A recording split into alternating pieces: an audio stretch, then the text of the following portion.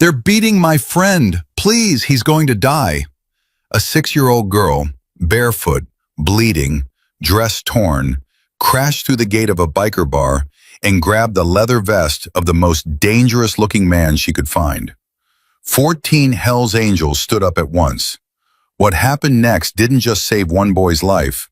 It exposed a monster, destroyed a drug ring, and changed an entire town forever. But none of it would have happened if that little girl hadn't made one desperate, terrifying choice.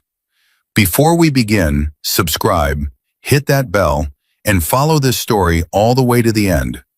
Drop a comment telling me what city you're watching from. I want to see how far this story travels.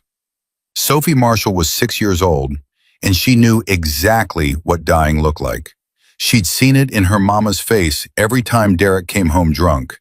She'd seen it in her mama's eyes when she packed bags in the middle of the night, hands shaking, whispering, "Don't make a sound, baby. Not one sound." She'd seen it in the way her best friend Lucas stepped between Derek and Sophie once, knowing he'd take the hit.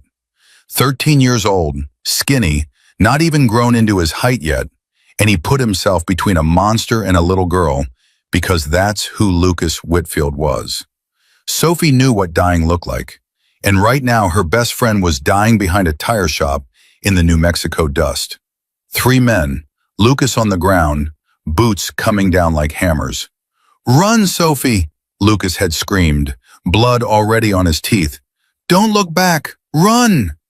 So she ran, barefoot across gravel that sliced her feet open, past the tire shop, past a gas station where a clerk stared through the window and turned away, past a woman in a minivan who saw Sophie's torn dress and wild eyes and locked her doors.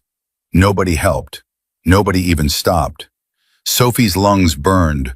Her feet left bloody prints on the asphalt, and somewhere behind her, she could still hear it, the dull, heavy sounds of boots hitting Lucas's body.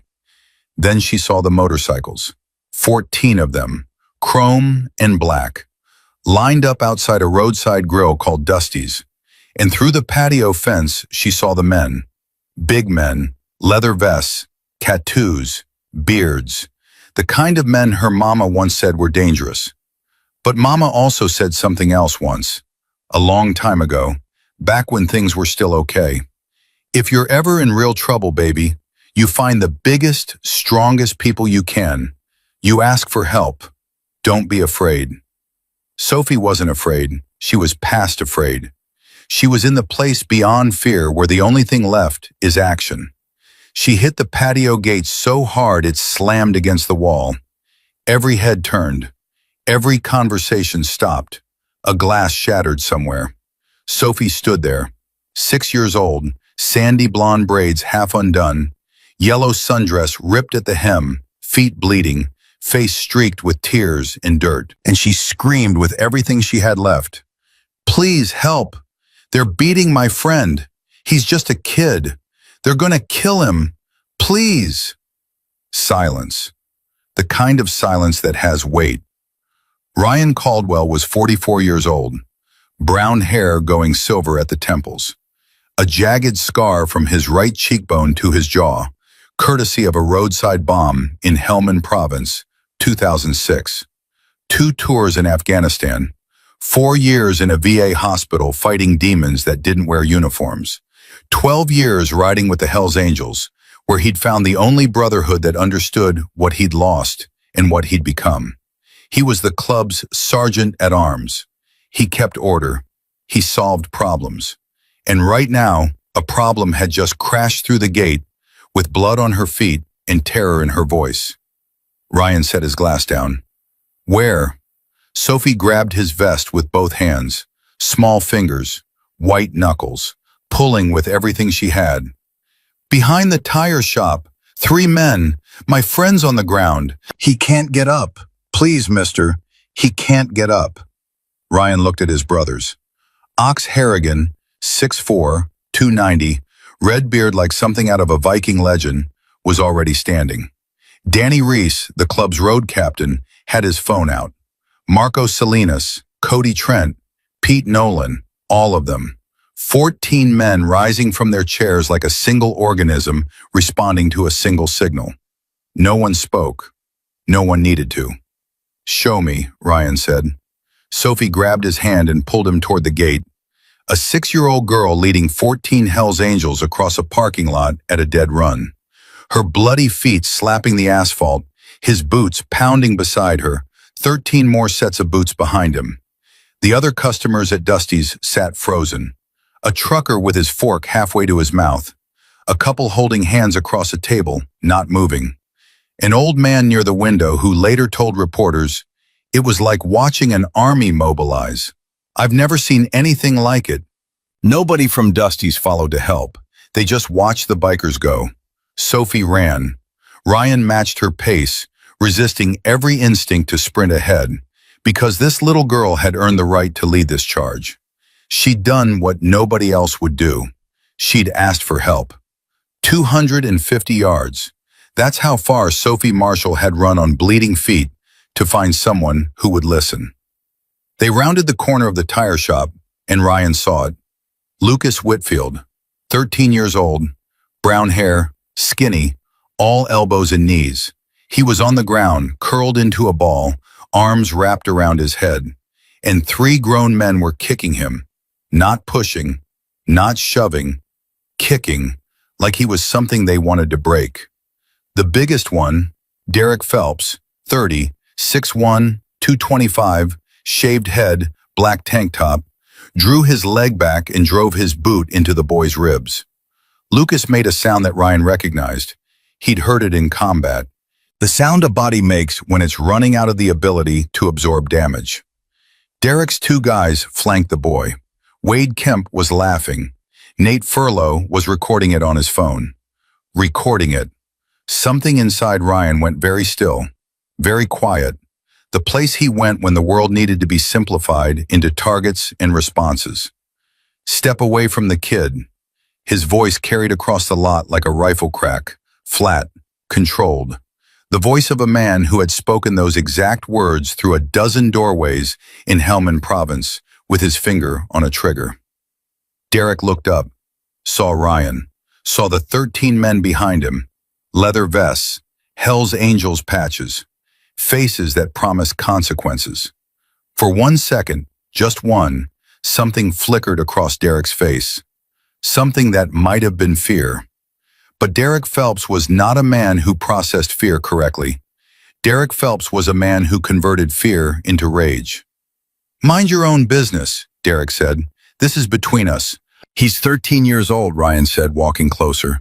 "And you've got 3 grown men stomping on him. That's not between anything. That's a felony. You don't know what this kid did. You don't know." "I know enough." Ryan stopped 10 feet away, close enough to act, far enough to assess. His brothers fanned out behind him, cutting off every exit. Ox positioned himself behind Wade. Danny blocked Nate. The net was already closed. Derek just didn't know it yet. "Walk away," Derek said. His voice had changed, harder now. The voice of a man calculating whether he could fight his way out. "Walk away right now or you're going to have a real problem." "Brother," Ryan said quietly, "I've had real problems. You're not one of them. Step away from the boy." Lucas moved on the ground. A small, broken sound. Sophie screamed from behind the bikers. "Lucas! Lucas! I brought help! Hold on!" That scream, his best friend's voice, seemed to hit Lucas like electricity. He tried to lift his head. One eye was swollen shut. Blood ran from a gash above his eyebrow. His lip was split so badly a piece of it hung loose. He was 13, a child. And he looked up at Sophie with his one good eye and said, "I'm okay, Soph. I'm okay." He wasn't okay. Everyone there knew it. Wade Kemp made the first mistake. He reached behind his back and pulled a knife, a folding blade maybe 4 inches. He pointed it at Ryan. "Back off, old man. I'll gut you." Ox Harrigan moved like something that shouldn't be able to move that fast at 290 pounds. He closed the distance in 2 steps, caught Wade's wrist, twisted it until the knife dropped, and put Wade on the ground with a controlled takedown that had the mechanical precision of someone who'd done it 1,000 times. Wade screamed. His wrist bent at an angle that said it wouldn't be working right for a long time. Nate Furlow saw this and bolted. He made it 11 feet before Marco Salinas and Cody Trent cut him off from both sides. Nate tried to duck left. Marco's arm caught him across the chest. Nate hit the ground hard enough to knock the phone out of his hand. Derek was alone now. His 2 guys down, 14 bikers surrounding him, a beaten child at his feet. And instead of surrendering, instead of putting his hands up, instead of any rational human response, Derek Phelps smiled. That smile. Wrong. Broken. A smile that didn't belong on a human face. "You think this changes anything?" he said. "You think you can protect them? I found them once. I'll find them again. She belongs to me. That kid stuck his nose where it didn't belong. And Sophie's mama, tell her I said hello. Tell her I'll see her soon. Tell her I always find her." Ryan hit him. One punch, right hand, weight shifting from the back foot, hips rotating, fist connecting with the point of Derek's jaw in a clean, precise arc that transferred every pound of Ryan's 190 frame into a single point of contact. Derek dropped. Not dramatically, not cinematically. He just stopped being vertical. His legs gave out. His eyes rolled. He hit the asphalt like a bag of sand falling off a truck. Quiet. Then Sophie's voice, small and shaking. "Is the bad man down?" "He's down, sweetheart. He's staying down." Ryan knelt beside Lucas. The boy was trying to sit up and failing. His arms were shaking. His breathing was wrong. Short, hitching gasps. That meant rib damage. "Easy, son. Don't try to move. What's your name?" "Lucas. Lucas Whitfield." "Lucas, I'm Ryan. We're going to get you help, okay? Just stay still." "Sophie, is she?" "She's right here. She's safe. She's the one who found us." Lucas's one good eye found Sophie. She was standing behind Ox, clutching the big man's vest the way she'd clutched Ryan's. Like leather and patches were the safest thing in the world. "You did it, Soph," Lucas whispered. "You actually did it." "I found the bikers," Sophie said. "Just like Mama said, find the biggest, strongest people." "I did it, Lucas." Danny Reese was already on the phone with 911. Pete Nolan had pulled a first aid kit from his saddlebag. Bikers carry them. The road teaches you that fast. And was pressing gauze to the gash on Lucas's forehead. Cody Trent stood over Derek, not touching him, just making sure he stayed down. Ryan pulled out his phone and dialed the county sheriff's department directly. He knew the number by heart. The Hells Angels had ridden with Sheriff Tom Navarro's department on Veterans Memorial rides for 5 years. Toy drives at Christmas. Fundraisers for the K-9 unit. Ryan and Navarro weren't friends exactly, but they had something better. Mutual respect built on actions, not words. "Tom, it's Ryan Caldwell. I'm at the old Garza tire shop on Route 25, quarter-mile east of Dusty's. We've got a 13-year-old boy beaten badly, 3 attackers. We've detained all 3. 1 had a knife. The boy needs an ambulance. Send everything you've got." 3 minutes, Navarro said. No questions. He'd ask those later. Right now, a kid was hurt. Ryan hung up and looked at Lucas. The boy was going gray. Shock was setting in, his body starting to shut down non-essential functions to protect the core. Ryan had seen it in soldiers. He'd felt it himself. "Lucas, stay with me. Talk to me. Tell me about Sophie." A ghost of a smile crossed the boy's battered face. "She's the brave one, always has been." "I believe that. What else?" "She draws all the time. Crayons. She drew a picture of her old house once, the one she had before Derek. She said it was yellow because her mama painted it yellow. Sophie said it looked like sunshine." "That's nice. Keep talking. Tell me about her mama." "Miss Jessica? She's a nurse. She helps people. That's what she does." Lucas's voice cracked. "She tried so hard to get away from him. Moved twice, new towns, new schools. He kept finding them. How long? 3 years, since Sophie was 3. He was nice at first. Sophie says they always are, right? Then he wasn't. Then he was the worst person Sophie ever knew. Ryan's jaw tightened. What about your mom, Karen? Lucas tried to nod and winced. My mom took them in 6 months ago. Sophie and Miss Jessica showed up at our door with nothing. One suitcase. Sophie was holding a stuffed rabbit and crying. My mom didn't even ask questions. She just opened the door. Your mom sounds like a good woman. She's the best. She said nobody deserves to be afraid in their own home. She gave them our spare room. Sophie and I became friends, best friends. Lucas's one good eye filled with tears. That's why he came after me. Not because I did anything wrong, because I was Sophie's friend. Because my mom helped them. Derek told me, right before they started kicking, he said, "This is what happens to people who help her." That sentence landed on Ryan like a fist. This is what happens to people who help her. Not just a threat, a policy. A man who punished anyone who dared to offer shelter to the woman he believed he owned. Sophie had crept forward and was kneeling beside Lucas now, holding his hand. Her tears had stopped. Her face had that look Ryan had seen on soldiers who'd passed through fear into something harder. Focus. Survival. Don't talk about him, Lucas, Sophie said. Her voice was steady now, eerily steady for a 6-year-old. Talk about the yellow house. Talk about Mama. She got a restraining order, Lucas continued, like he needed to say it, like the words had been trapped inside him for years. 3 times. He violated it every time. Miss Jessica called the police. They came. They filed reports. They left. He came back. The system failed them, Ryan said. Yes, sir. Every time. Sirens now, getting closer. Derek groaned on the ground, starting to come around. Wade was crying, cradling his wrist. Nate sat motionless between Marco and Cody, all the fight gone out of him. Lucas, I need you to listen to me. Ryan leaned closer. The ambulance is coming. They're going to take care of you. And I need you to know something. What? Sophie just did the bravest thing I've seen in my entire life.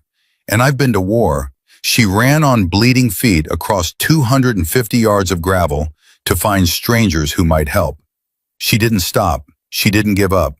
She grabbed my vest and told me what was happening and led us straight here. Lucas squeezed Sophie's hand. That's my best friend. That's your best friend, Ryan repeated. And nobody is going to hurt either of you again. It was a promise he had no right to make. He knew that. He was a biker, not a cop, not a lawyer, not a social worker. He was a man with a leather vest and a motorcycle parked outside a roadside grill. But he made the promise anyway. Because some promises aren't about what you can guarantee, they're about what you're willing to fight for. The ambulance arrived at 2:11 p.m. 2 paramedics assessed Lucas with practiced speed. Possible concussion, probable rib fractures, laceration requiring stitches, significant bruising to the abdomen, internal bleeding couldn't be ruled out. They loaded him onto a stretcher.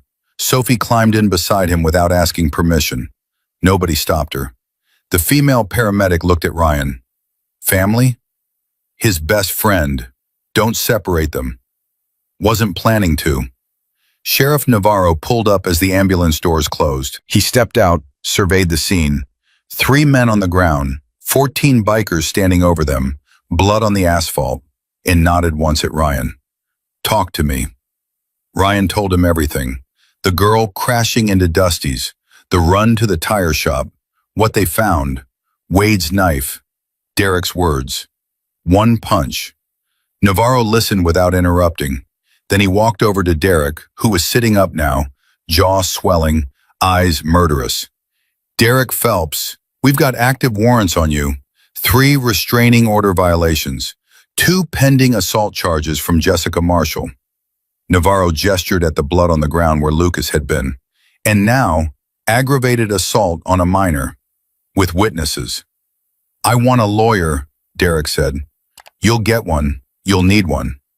Navarro cuffed him, then Wade, then Nate. As Derek was led to the cruiser, he locked eyes with Ryan. That smile was back.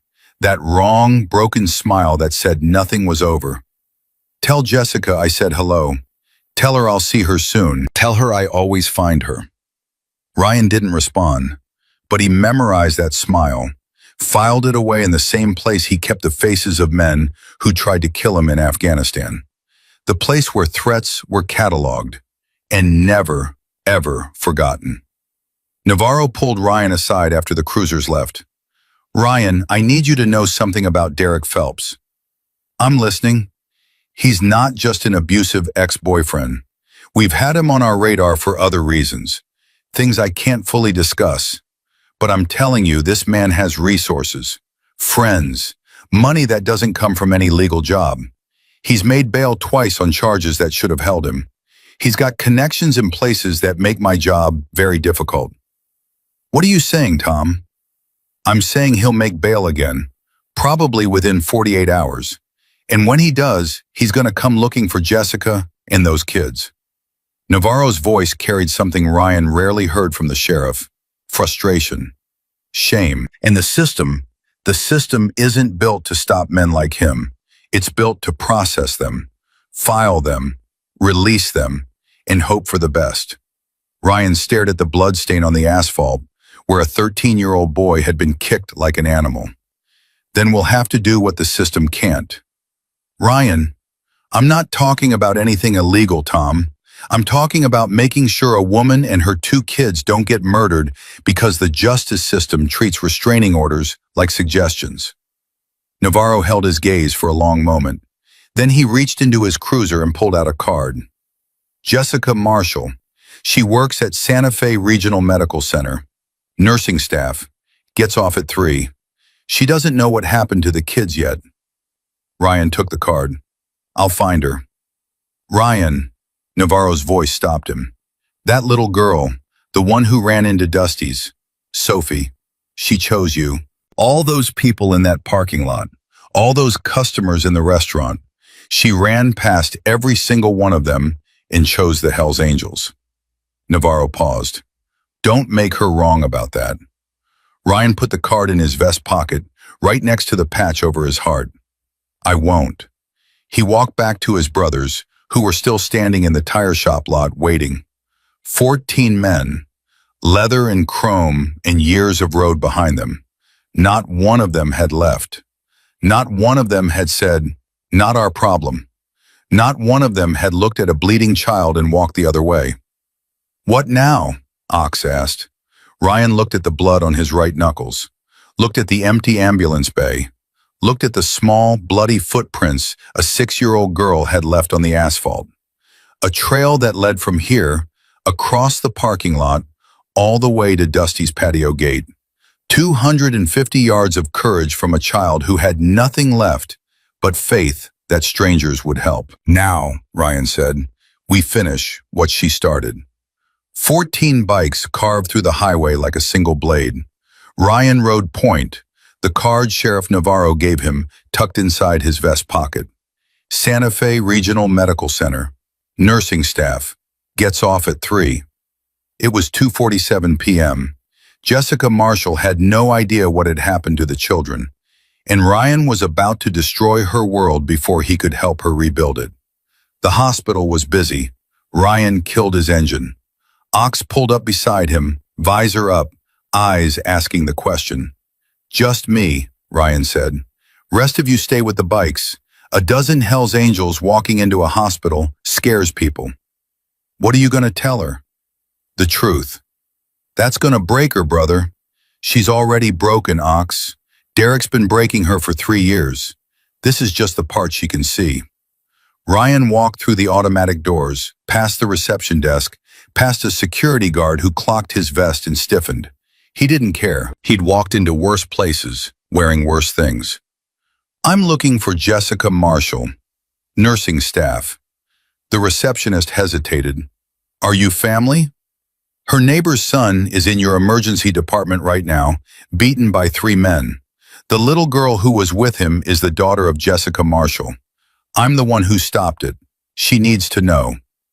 Something in his voice, or maybe something in his face, made the receptionist pick up the phone without another question. 4 minutes later, a woman came through the staff door. Sandy blonde hair pulled back, blue scrubs, mid-30s but wearing the kind of exhaustion that ages a person 10 years and 3. She was already pale before she saw Ryan's vest. After she saw it, she went white. "Who are you? What happened? Is it Sophie? Is it Lucas?" "Jessica, my name is Ryan Caldwell. The kids are alive, both of them. But Lucas is hurt. He's in the ER right now." Jessica's hand went to the wall. Not dramatically, just the way a person reaches for something solid when the ground starts moving. "How bad?" "He was beaten. 3 men behind the Garza tire shop on Route 25. Your daughter found us, my club, at a restaurant nearby. She came running in asking for help. We got there in time." "Derek." It wasn't a question. Jessica said the name like she was confirming something she'd known was coming for months, like a patient reading their own diagnosis. "Derek Phelps and 2 others, Wade Kemp, Nate Furlow." Jessica's knees buckled. Ryan caught her arm. She didn't pull away. She gripped his forearm with both hands and looked up at him, with eyes that held 3 years of accumulated terror. "Sophie? Where's Sophie?" "With Lucas, in the ambulance. She refused to leave his side. She's not hurt, scraped up feet from running across gravel." "But no, Derek didn't touch her. Lucas made sure of that. He told her to run, and she did." Jessica made a sound that wasn't a word. It was the sound of a mother processing the fact that a 13-year-old boy, who wasn't even her son, had taken a beating to give her 6-year-old daughter time to escape. Gratitude and agony compressed into a single, broken exhale. "Karen. Does Karen know? Lucas's mother?" "Not yet. We need to call her." Oh God, Karen, she took us in. She opened her door. And now her son." Jessica's voice shattered. "This is my fault. Derek came because of me. Lucas got hurt because of me, because Karen helped us." "No." Ryan's voice was firm. "Lucas got hurt because 3 grown men decided to beat a child. That's on them. Not on you. Not on Karen. Not on anyone who opened a door." Jessica stared at him. Nobody had said that to her before. In 3 years of running, hiding, being hunted, nobody had told her that the violence was not her debt to carry. "I need to see them." "I'll take you." They walked through the hospital together, a nurse in blue scrubs and a biker in a leather vest, drawing stares from every person they passed. Jessica didn't notice. She was already somewhere inside her own head where the math of survival was recalculating. They found Lucas in Trauma Bay 2. His face was wrong, swollen, purple on the left side, stitches threading the gash above his eye like black railroad tracks. His right arm was splinted. An IV ran into his left hand. Monitors beeped a steady rhythm that said alive but hurt. Sophie was sitting in a plastic chair beside the bed, her small hand wrapped around 2 of Lucas's fingers. She'd been given hospital socks to cover her bandaged feet. She looked up when the curtain opened. "Mama." 1 word. That's all it took. Jessica crossed the space in 3 steps and gathered Sophie into her arms so tightly the little girl gasped. Then Jessica reached for Lucas's hand, the one without the IV, and held it against her cheek. "I'm sorry," Jessica whispered. "I'm so sorry, sweetheart. I'm so sorry." "Not your fault, Miss Jessica." Lucas's voice was thick, slurred from pain medication. "He found you. Wasn't your fault. Your mama's coming. She's going to be here soon. You're going to be okay." "Sophie saved me." Lucas squeezed the little girl's hand. "She found these bikers. They came. It's okay." Jessica turned to Ryan, who stood at the curtain's edge, feeling like an intruder in a moment too private for a stranger. "You stopped him?" "Your daughter stopped him. She made the choice to run for help. We just answered. Don't do that, Jessica's voice hardened. Don't minimize what you did.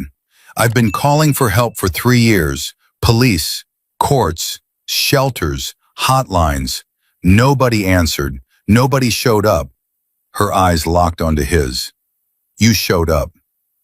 Ryan didn't have a response for that. He'd spent 12 years solving problems with his fists and his brothers and his motorcycle, and none of it had prepared him for standing in a hospital room while a mother thanked him for doing what every other system in her life had failed to do. Derek is in custody, Ryan said. Sheriff Navarro arrested him. Aggravated assault on a minor, plus the existing warrants. Jessica closed her eyes. When she opened them, the fear was already back. He'll make bail. Jessica, he always makes bail. Do you understand? Always. I don't know where the money comes from. I don't know who pays it. But within 48 hours, he walks out. And within 72, he finds us. Every single time. Not this time. You don't know him, Jessica's voice cracked. You saw what he did to a 13-year-old boy. That's not the worst of it, not even close. She looked at Sophie, who was watching them with wide, absorbing eyes. Children hear everything. They understand more than adults think. He told me once, looked me right in the eyes and said, if I can't have you, I'll take Sophie. And if I can't take Sophie, I'll make sure nobody has her. He meant it, Ryan. He has a plan. He always has a plan. Ryan felt the cold settle again. The operational stillness, the place where emotions stepped aside and assessment took over. What plan? Jessica glanced at Sophie again. Not here, she said. Not in front of her. When? Tonight, after they're asleep. Ryan nodded. I'll be here. The door to the trauma bay opened. A woman rushed in, brown hair, early 40s, still wearing an apron dusted with flour. Karen Whitfield, Lucas's mother. She'd gotten the call from the hospital 10 minutes ago and drove 20 miles in 12 minutes. She saw her son's face and stopped breathing. Lucas! Oh my God, Lucas! Mom! Lucas tried to smile. One side of his face wouldn't cooperate. I'm okay. I look worse than... Karen was already beside him, hands hovering over his body like she was afraid to touch him and afraid not to. Her fingers found the stitches above his eye, traced the air above the bruises, stopped at the splint on his arm. Who did this to you? But she already knew. She looked at Jessica and something passed between the two mothers, a conversation that needed no words. Karen, Jessica whispered, I'm so sorry. I'm so... Don't. Karen's voice was sharp, not with anger, with fierce, absolute refusal. Don't you dare apologize to me. A man did this, not you. She turned back to Lucas. Baby, tell me what happened. Sophie and I were at the park. Derek showed up with 2 guys. He grabbed Sophie's arm. I pushed him. I told Sophie to run. Then they... Lucas swallowed. They got mad. You protected her. She's my best friend, Mom. Karen pulled Lucas's head gently against her chest. She held him there, one hand on his hair, and looked at Jessica. We're not running, Karen said. You hear me, Jess? We are done running. Karen, you don't know what he's... I know exactly what he's capable of. I'm looking at it. Karen's eyes were red, but her voice was steel. My son is lying in a hospital bed because he did the right thing. I will not teach him that doing the right thing means you run. We stand, whatever it takes. Ryan watched these 2 women, 2 mothers, one whose child was broken, one whose child had done the breaking's target, choose each other over fear. Ma'am, Ryan said to Karen, I'm Ryan Caldwell, Hell's Angels, Flagstaff chapter. My club stopped the attack. We're going to make sure this doesn't happen again. Karen looked at him, looked at the vest, the scar, the road-hardened face. Then she looked at Sophie, who was clutching Ox's vest outside the curtain. The big man had come inside after all, unable to stay in the parking lot while a kid lay hurt. Sophie picked you, Karen said. Yes, ma'am. Then she picked right. Karen turned back to her son. Lucas, these are the good guys. You understand? These are the ones who came. Lucas nodded. His one good eye found Ryan. Mr. Ryan? Yeah, son. There were other people before Sophie found you. A man at the gas station, a woman in a van. People who saw us, who saw Sophie running. They didn't help. I know. Why?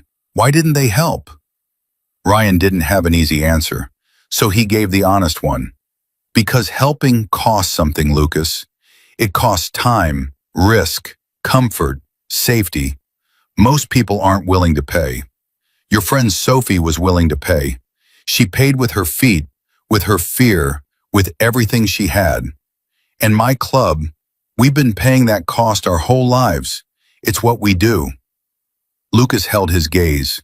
13 years old, face destroyed, body broken, and somewhere behind the pain, something was forming. Not anger, something harder and more useful than anger. Resolve. When I get better, Lucas said quietly, I want to be someone who helps. Like you, like Sophie. I don't want to be the people who looked away. Then you won't be. Sophie tugged on Ryan's vest. The same gesture from the parking lot. Small fingers. Big need. Mr. Ryan? Yeah, Sophie. Are you going to help my mama too? Ryan knelt to her level, eye to eye. Yes, sweetheart, I'm going to help your mama too. Promise? That word. Children and their promises. The most sacred contract in the world, because a child doesn't ask for guarantees. A child asks for the truth of your intention. Promise. Sophie looked at him for 3 long seconds. Those eyes, wide, clear, ancient with knowledge no 6-year-old should carry. Okay, she said. I believe you. She turned and climbed back onto the chair beside Lucas's bed, took his hand again, and leaned her head against the bedrail. I'm not scared anymore, Sophie said to no one in particular. The bikers are here now. Ryan stood up. His knees ached. His knuckles throbbed. The scar on his cheek pulled tight the way it always did when he clenched his jaw too hard. He looked at Jessica. He looked at Karen. 2 mothers, 2 broken children, 1 monster out on bail in 48 hours. And 23 miles away, in a county jail cell, Derek Phelps was already making phone calls. Ryan stepped into the hallway, pulled out his phone, dialed Ox. Ox, I need you at this hospital tonight. Take Danny and Marco with you. Park in the lot. Eyes open. Nobody gets near these rooms. Already on my way, brother. I figured you'd call. How'd you figure? Because I saw that little girl's face when she grabbed your vest.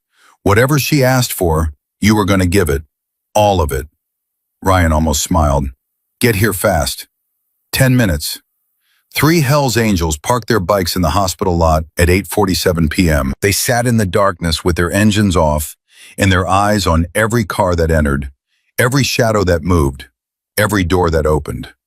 Inside on the 3rd floor, a 13-year-old boy slept with stitches in his face and his mother's hand on his chest. His 6-year-old best friend slept in the next bed, hospital socks on her bandaged feet, dreaming of motorcycles and men in leather who came when she called. And in a county jail cell 23 miles away, Derek Phelps sat on a concrete bench and dialed a number from memory. It's me. I need bail by Monday. And I need you to find out everything about a biker club. Hells Angels, New Mexico chapter. Every name, every address, every family member. The voice on the other end asked one question. All of them, Derek said.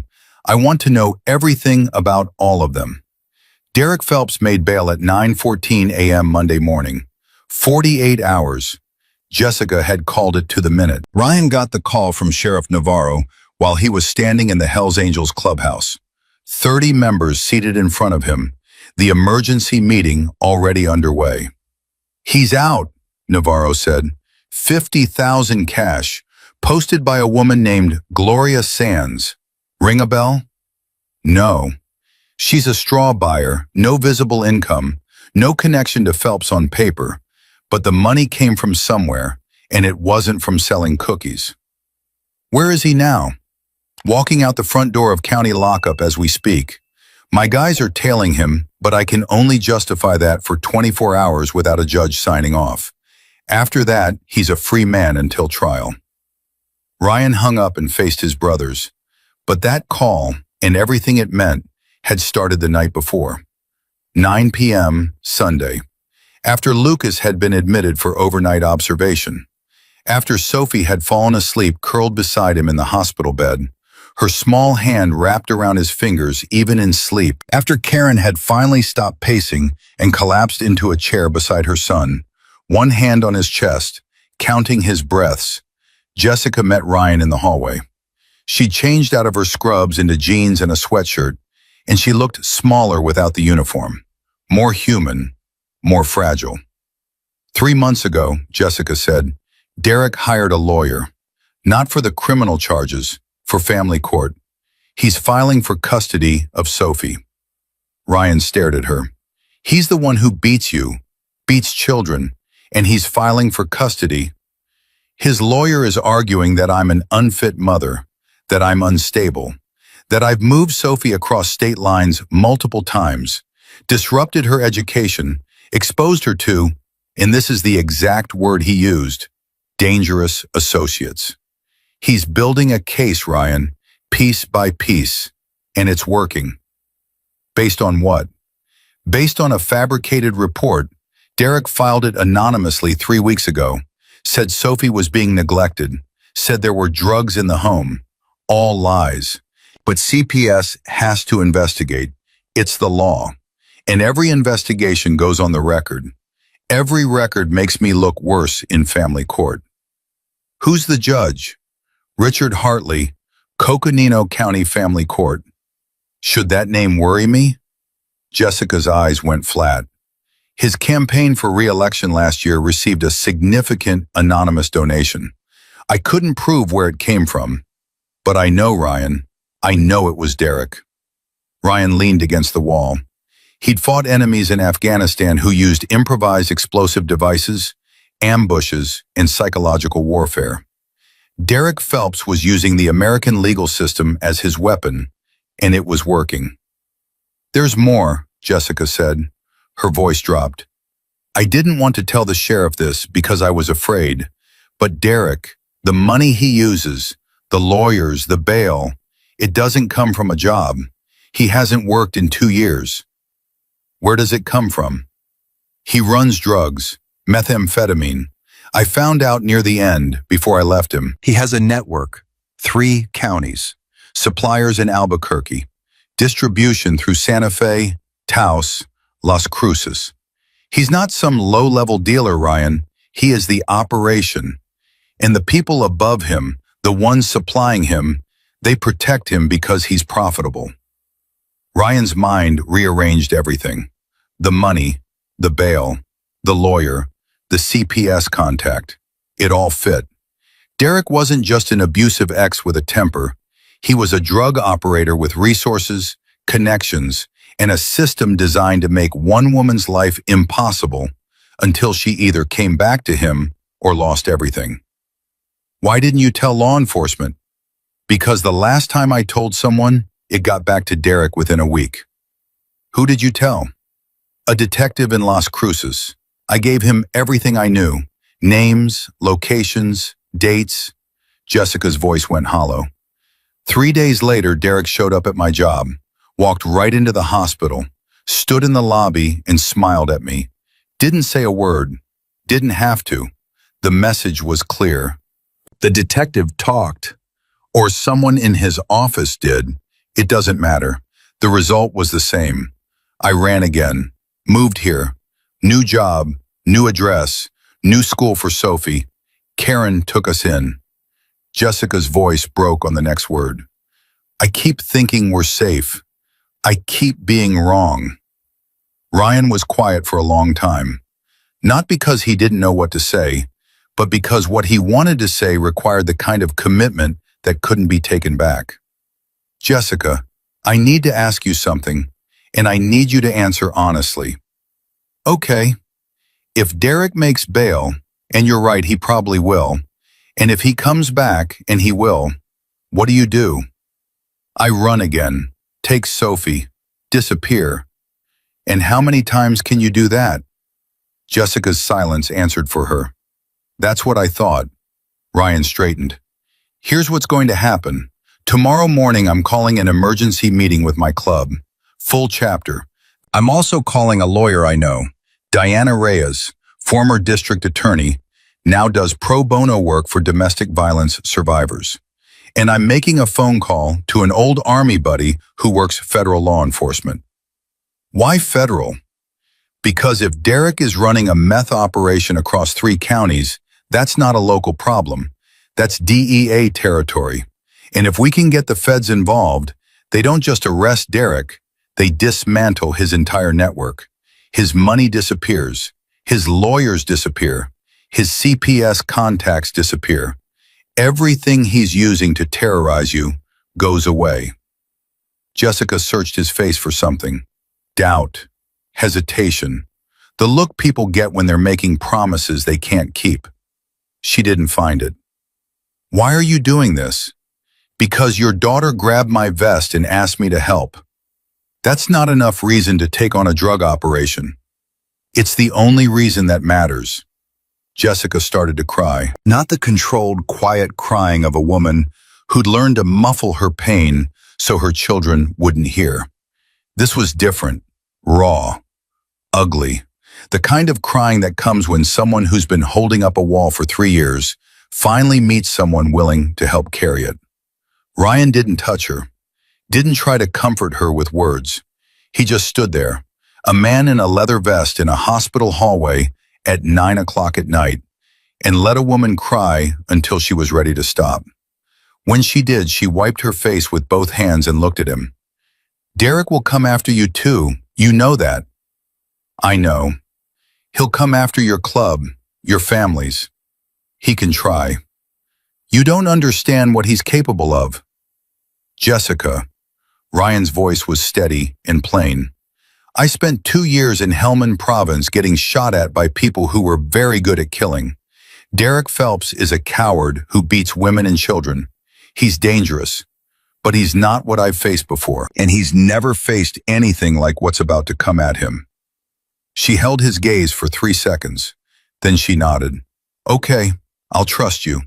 But Ryan, if it starts to go wrong, if he gets close to Sophie, I'm taking my daughter and I'm gone.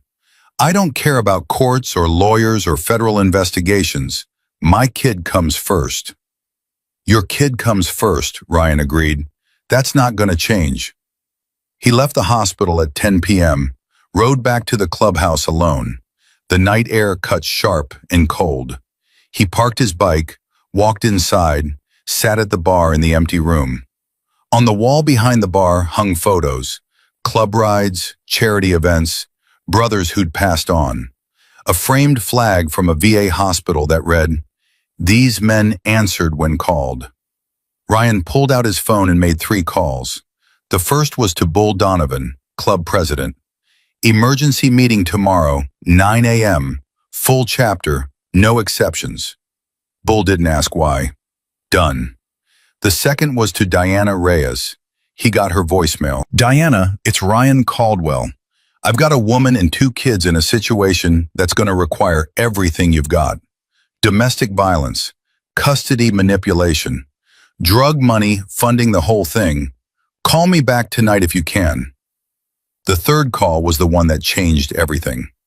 Sam, it's Ryan. Caldwell?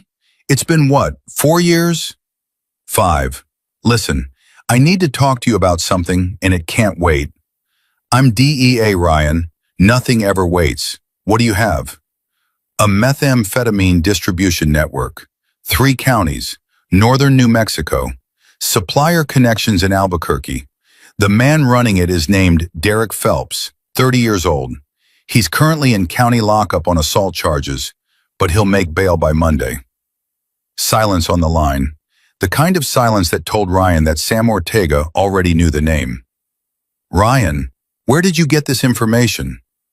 His ex-girlfriend. She lived with him. saw the operation firsthand. She's been running from him for 3 years. Would she testify? She would, if she believed her kids would be safe. How do you know her?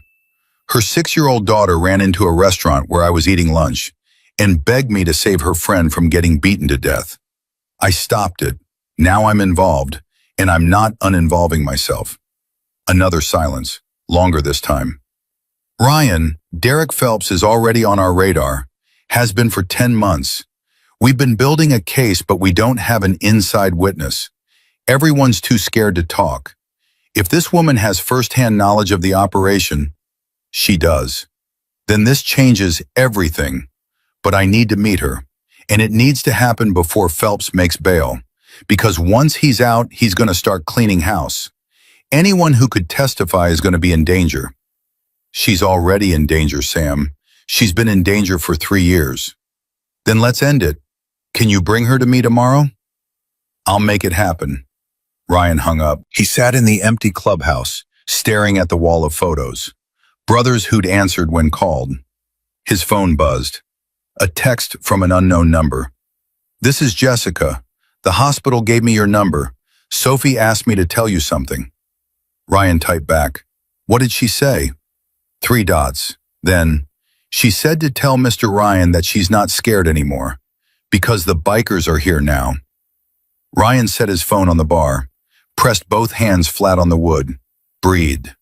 Somewhere across town, a 6-year-old girl who'd run 250 yards on bleeding feet to save her friend had just told a stranger in a leather vest that he'd made her feel safe. And somewhere in a county jail cell, Derek Phelps was already making phone calls, planning his next move, calculating how to reclaim what he believed belonged to him. Both of those things were true at the same time. So now it was Monday, 9:14 a.m., Derek was out, and Ryan stood in front of 30 Hell's Angels with the clock already running. Travis, Derek Phelps is out, Ryan said, as of 4 minutes ago. The room shifted, not visibly, a change in pressure, the way air changes before a storm. Bull Donovan sat at the head of the table, 60 years old, silver hair cropped military short. He'd founded this chapter 31 years ago with 5 guys in 5 bikes. He hadn't spoken yet. Bull never spoke first. He listened. He calculated. Then he delivered. Tell them everything, Bull said. Ryan did. From the beginning, Sophie crashing through Dusty's gate, Lucas on the ground, Derek's arrest, Jessica's confession about the drug network, the custody manipulation, the CPS fabrication, the 3-year campaign of terror, and finally, the call with Sam Ortega at the DEA. So we're dealing with a drug trafficker, said a member named Shotgun, a retired long-haul trucker who'd ridden with the club for 20 years. Not just some woman beater. Both, Ryan said, and the drug money funds the abuse. It pays for the lawyers, the bail, the private investigators, the CPS contacts. Take away the drugs, you take away his power. And the DEA's involved? They've been building a case for 10 months. They don't have an inside witness. Jessica is that witness. She lived with him. She saw the operation. Names, locations, supply routes. She has everything they need. The room went quiet. A member named Deacon, 45, former corrections officer, the club's voice of caution, leaned forward. Ryan, I hear you. We all hear you. But you're asking us to put this club in the middle of a federal drug investigation. You understand what that means? Every one of us gets looked at. Every business, every ride, every connection. The feds don't discriminate. They investigate everyone in the orbit. I know. And you're okay with that? Are we clean? That's not it's exactly the point. Ryan looked around the room. Are we clean? Does anyone here have anything that doesn't survive federal scrutiny? Silence. Not the uncomfortable kind, the kind that comes from men who already know the answer. Then let them look, Ryan said, because while they're looking at us, they'll be dismantling the man who beats a 13-year-old boy with steel-toed boots and uses the court system to kidnap a 6-year-old girl. Bull raised his hand. The room stilled. I've heard enough. Jake, Ryan, what exactly are you asking for? 3 things. First, round-the-clock security for Jessica, her kids, Karen Whitfield, and her son Lucas. Shifts at their building, escorts to work, to school, eyes on them at all times until Derek is neutralized. Second, full support for Jessica's legal defense. Diana Reyes is taking the case pro bono, but she needs documentation, witnesses, character testimony. We provide it. Third, and this is the big one, I need the club's blessing to work with the DEA, to bring Jessica to them, to help build the federal case that puts Derek Phelps away for good. Not months, not years, decades. Deacon spoke again. You're asking us to work with the feds. I'm asking us to protect a woman and 2 children. The feds are how we do it permanently. Some of our guys have history with federal agencies. Bad history, you know that. I know that, and I'm standing here telling you that none of it matters more than what I saw in that parking lot on Saturday. A kid getting kicked on the ground, his little friend running on bloody feet, and every other person in that parking lot looking the other way. Bull stood up. When Bull stood, everyone paid attention. We took an oath, Bull said. Every man in this room. We protect the vulnerable. We defend those who can't defend themselves. We ride for something bigger than ourselves. He paused, looked at every face in the room. This isn't complicated. A child asked us for help. We answered. We're not done answering. Vote. 30 hands. Every single one. Bull nodded. Ryan, your point on this, whatever you need, you get. Don't make us regret it. I won't. Ryan met Jessica at the hospital at noon. Lucas was being discharged. His ribs were cracked, not broken. The stitches would hold. He'd need rest, follow-ups, and time. Sophie hadn't left his side for 48 hours except to use the bathroom. Karen stood beside her son, one arm around his shoulders, the other holding a discharge folder. Her face was tired, but set. She'd made her decision in that hospital room. We stand, and she hadn't wavered. Derek is out, Ryan said. No softening, no preamble. Jessica needed facts, not comfort. Jessica's face didn't change. That's what struck Ryan. No shock, no gasp. Just the flat, dead look of a woman receiving news she'd already accepted. How long do I have? You're not running this time. Ryan, listen to me. I talked to my contact at the DEA last night. His name is Sam Ortega. He wants to meet you today. He says if you can provide witness testimony about Derek's drug operation, they can build a federal case. Not state, federal. That means no bail, no local judges, no connections that get him out. You want me to testify against Derek Phelps? Jessica said each word like she was testing its weight. The man who found me every time I ran. The man who has people inside the police. Inside CPS. The man who told me he'd burn my house down with my children in it. Yes. Do you understand what you're asking? I'm asking you to fight instead of run. One time. And I'm telling you that you won't be fighting alone. Karen stepped forward. I'll testify too. Everyone turned. Karen, Jessica started. He hurt my son. He hurt my son because I helped you. And I would do it again. Every single time. Karen's voice didn't shake. If testifying puts that man in a cage, I'll say whatever needs saying. Under oath. On camera. In front of God and everybody.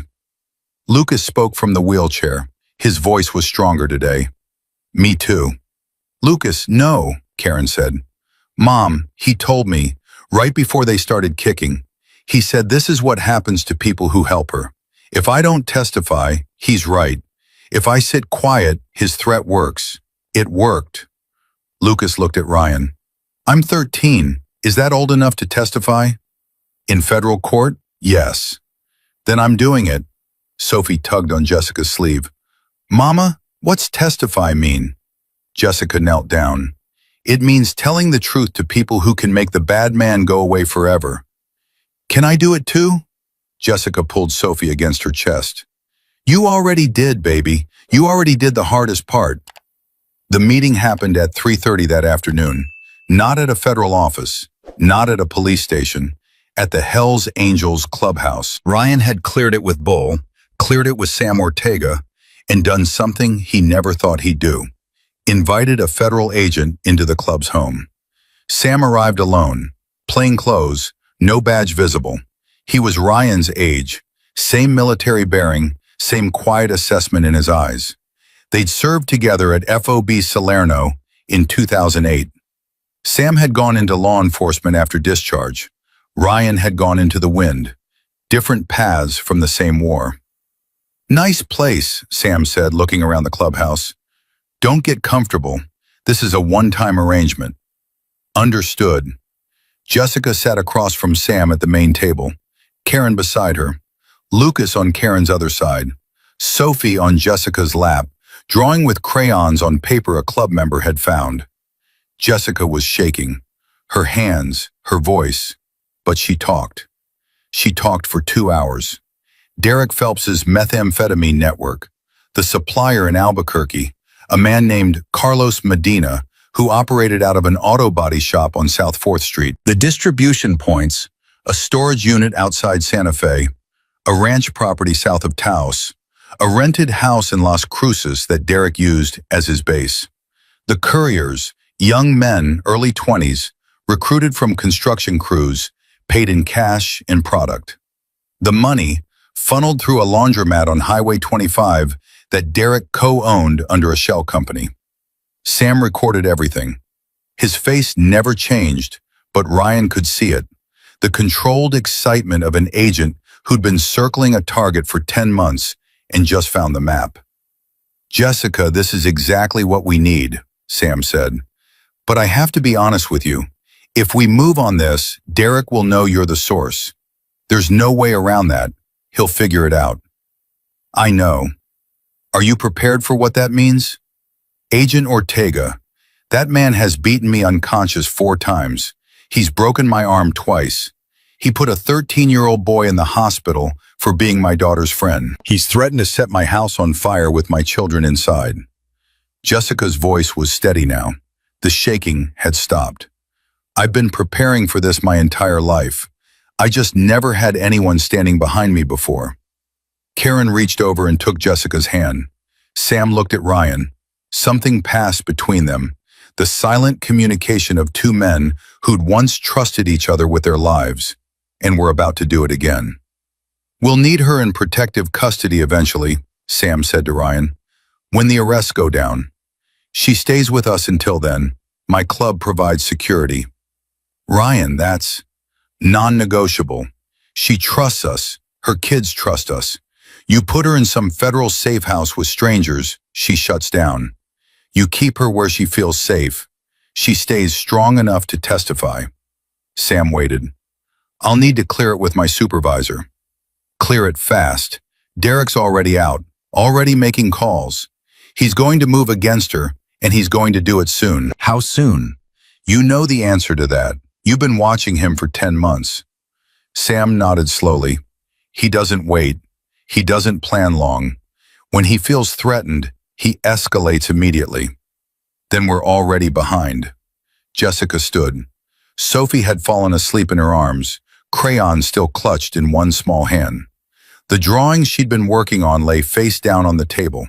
Sam glanced at it. 14 motorcycles, a woman, 2 children, a boy with a bandage on his head, a wall of stick figures in black between them, and a large, dark shape. Across the top, in uneven pink crayon, the helpers. Sam looked at that drawing for a long time. Then he looked at Ryan. I'll have the warrants ready in 72 hours. But Ryan, 72 hours is a long time when you're dealing with Derek Phelps. I know. That's why we're not sleeping. That night, the security rotation began. 3 Hells Angels at Jessica and Karen's building at all times. 2 in the parking lot. 1 at the stairwell entrance. Shifts rotating every 6 hours. 30 men cycling through, giving up their nights, their jobs, their routines to guard two families they'd never met before last Saturday. Karen made coffee at midnight and brought it down to the parking lot in a thermos. She handed it to Ox Harrigan without a word. Ox took it without a word. Some things don't need language.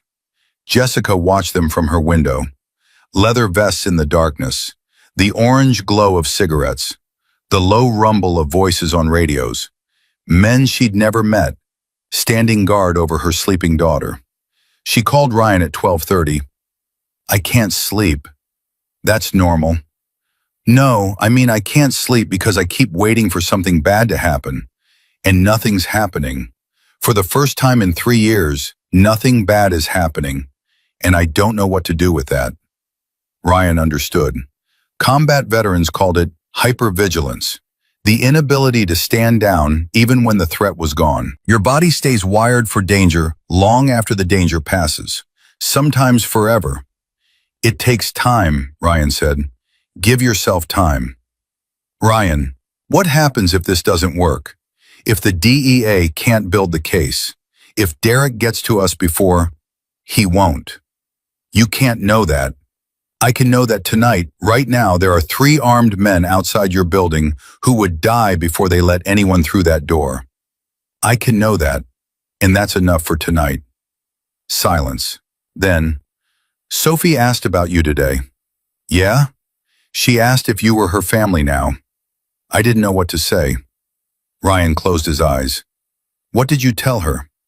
"I told her that family is the people who show up when you need them, and that you showed up." "That's a good answer." "She said she wants to ride a motorcycle someday." "She will." "Ryan, thank you. I know you keep saying Sophie saved us, not you, but we both know the truth. She asked for help. You could have said no. Every other person in her life has said no. You said yes. Go to sleep, Jessica." "Good night, Ryan." But Jessica didn't sleep, and Ryan didn't sleep. And somewhere in a motel in the south side of town, the kind of place that takes cash and doesn't ask for ID, Derek Phelps didn't sleep either. He had a burner phone, a laptop, and a list. The first name was Jessica Marshall. The second was Ryan Caldwell. The third through seventh were the Hells Angels members whose faces he'd memorized in that tire shop parking lot. He didn't have their names yet, but he'd get them. He always got what he needed. Derek made a call. "I need surveillance on an apartment building."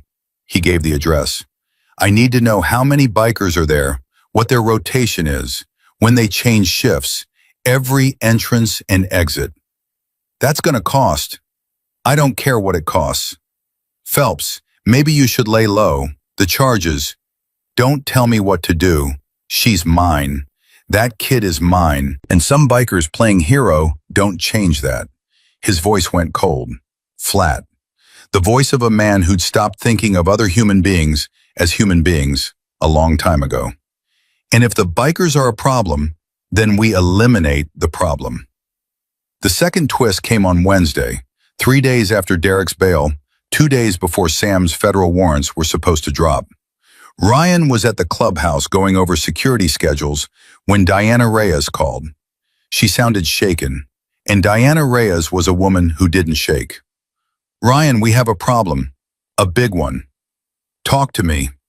"I filed the counter motion in family court yesterday. Standard procedure. Present evidence of Derek's abuse history, his criminal record, the restraining order violations. Request dismissal of his custody petition. And the judge assigned to the case is Richard Hartley. Should that name mean something to me? Judge Richard Hartley has ruled in favor of fathers in contested custody cases 73% of the time. He's been reprimanded twice by the Judicial Review Board for bias. Diana paused. "And Ryan, this is the part that made me sick. His campaign for re-election last year received a significant anonymous donation. I had my investigator trace it. The money came through the same shell company that owns the laundromat on Highway 25. Ryan went still. Derek's laundromat. Derek's laundromat. Judge Hartley is compromised. He's been bought. And he's the one who will decide whether Sophie stays with Jessica or goes to Derek. Can we get him removed? I'm filing a recusal motion, but Hartley will fight it. Even if we win, it takes time, weeks, maybe months. And in the meantime, there's a hearing scheduled for next Friday. What happens at that hearing? If Hartley rules in Derek's favor, CPS could remove Sophie from Jessica's custody within 48 hours. Ryan's hand tightened on the phone until the case cracked. Next Friday, that's 9 days. 9 days, and Ryan, the CPS report is already in the system. Derek's fabricated claims, neglect, instability, association with dangerous individuals. Diana's voice went sharp. Guess who qualifies as dangerous individuals in a family court filing? The Hells Angels. Derek's lawyer is arguing that Jessica has exposed her daughter to a violent motorcycle gang. He has photographs, Ryan. Someone's been watching you. Photos of bikers outside Jessica's apartment. Photos of Sophie being escorted to school by men in leather vests. In a normal context, that's protection. In family court, through the right lawyer and the right judge, it looks like a mother surrounding her child with dangerous criminals. Ryan felt it. The trap closing. Derek had planned this. Every piece of protection the Hells Angels provided was being weaponized against Jessica. The security they'd set up was being reframed as endangerment. The shields they'd built were being turned into evidence. He's using us, Ryan said. He's using our protection as his ammunition. That's exactly what he's doing, and it's working. Ryan hung up and called Jessica. She answered on the first ring. She always answered on the first ring now. Jessica, I need to tell you something. He told her about Judge Hartley, the compromised court, the photographs, the hearing in 9 days. The silence on the other end lasted so long, Ryan thought the call had dropped. He's going to take Sophie. Jessica's voice was barely a whisper. Through the courts, legally. He's going to take my daughter. No, he's not. You don't understand. I've been in this system. I've seen how it works. The mother is always scrutinized. The father gets the benefit of the doubt. And now he has a judge in his pocket and photographs of my daughter surrounded by bikers. I'm going to lose her, Ryan. I'm going to lose my baby. Listen to me. Diana is filing a recusal motion. Sam's federal warrants drop in 48 hours. When the DEA moves on Derek's operation, everything changes. His money disappears. His judge loses his backing. His lawyer drops him. We just need to hold the line for 9 days. 9 days is forever when someone's trying to take your child. I know, but you've survived 3 years of Derek Phelps. You can survive 9 more days, and this time, you're not alone. Jessica was quiet. Then, Ethan, Lucas wants to talk to you. A rustling sound, then a young voice, stronger than it had been in the hospital, but still carrying weight no 13-year-old should carry. Mr. Ryan. Lucas, how are you feeling? Sore, but better. Listen, Miss Jessica's scared. She won't say it, but she's thinking about running again. I can see it.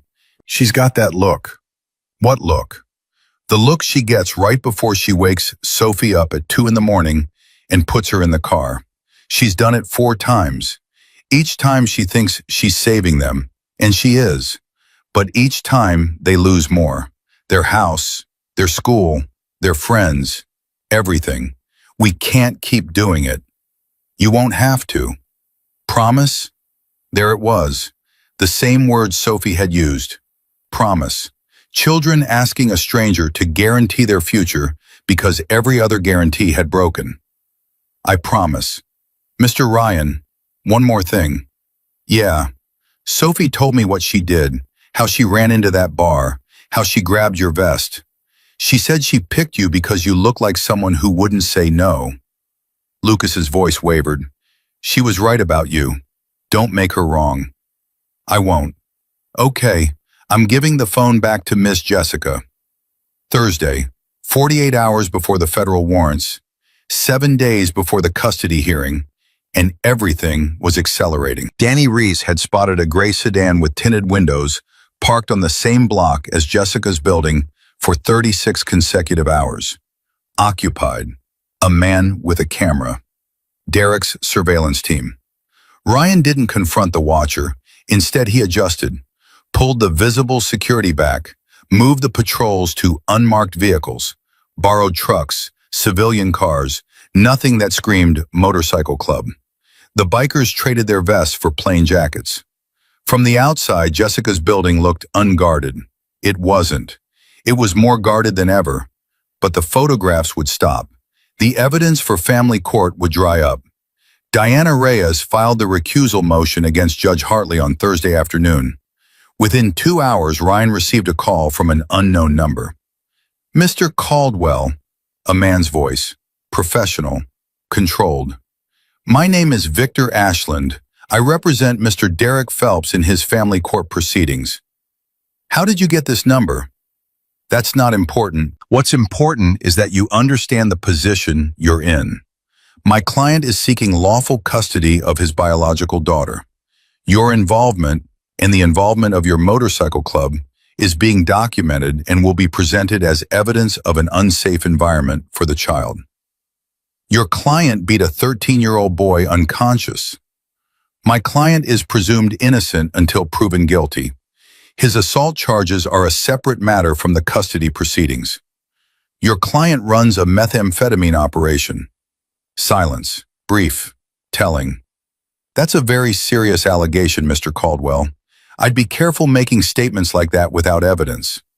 I've got evidence. Then I suggest you share it with the appropriate authorities rather than making threats over the phone. It's not a threat, counselor. It's a heads up. Your client is about to become very expensive and very radioactive. You might want to reconsider which side of this you're standing on. Ryan hung up. His hands were steady, but his heart was hammering. He just tipped his hand. Ashland would tell Derek. Derek would know they had information about the drug operation. And Derek would accelerate his timeline. Ryan called Sam immediately. We need to move the warrants up. Ryan, I told you 72 hours. We don't have 72 hours. Derek's lawyer just called me. I may have said too much. If Derek knows we're onto the drug operation, he'll start destroying evidence tonight. Sam swore. How much did you tell the lawyer? Enough. Ryan, if he moves the product, burns the records, alerts his suppliers, 10 months of investigation goes up in smoke. Then don't let it. Move tonight. I need judicial authorization. I need a signed warrant from a federal judge. That takes... Call your judge. Wake him up. Tell him a drug trafficker with $50,000 in bail money is about to destroy evidence and possibly murder a woman and 2 children. See how fast he signs. Another silence. Then Sam's voice changed, harder. Decision made. Give me 6 hours. You've got 4, because that's how long it'll take Derek to clean house once his lawyer makes that call. Ryan hung up, looked at the clock. 6:47 p.m., Thursday. 4 hours until Sam moved or didn't move. 7 days until a compromised judge could take Sophie from her mother. Ryan dialed Ox. Full alert, everyone, every brother, get to Jessica's building, get to the storage unit outside Santa Fe, get to the ranch south of Taos. Eyes on everything. If Derek moves, we see it.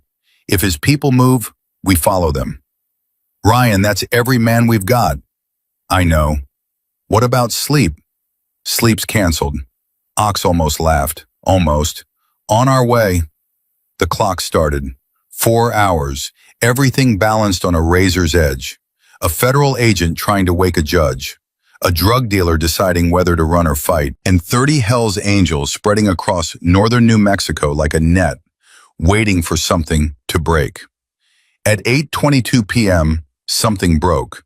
Danny Reese, watching the storage unit outside Santa Fe from a borrowed pickup truck, radioed in.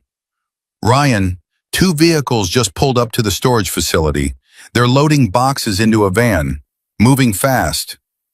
Derek was cleaning house. The 4 hours Ryan had given Sam had just become 0. Ryan grabbed his phone and dialed Sam before Danny's radio transmission even finished crackling. Sam, they're moving. Right now, 2 vehicles at the Santa Fe storage unit, loading product into a van. Your 72 hours just became 0. How do you know about the storage unit? Jessica told us. I told you. Now, are you going to move? Or are you going to ask me questions while 10 months of evidence drives away in a van? Sam's voice changed. The careful, procedural federal agent disappeared. The soldier showed up. Give me the address. Ryan gave it. My guy Danny is watching from across the street. 2 men loading. No weapons visible, but assume they're armed. The van is white. No markings.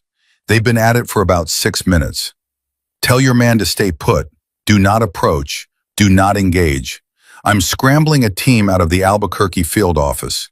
They can be there in 40 minutes. 40 minutes? Sam, they'll be gone in 15.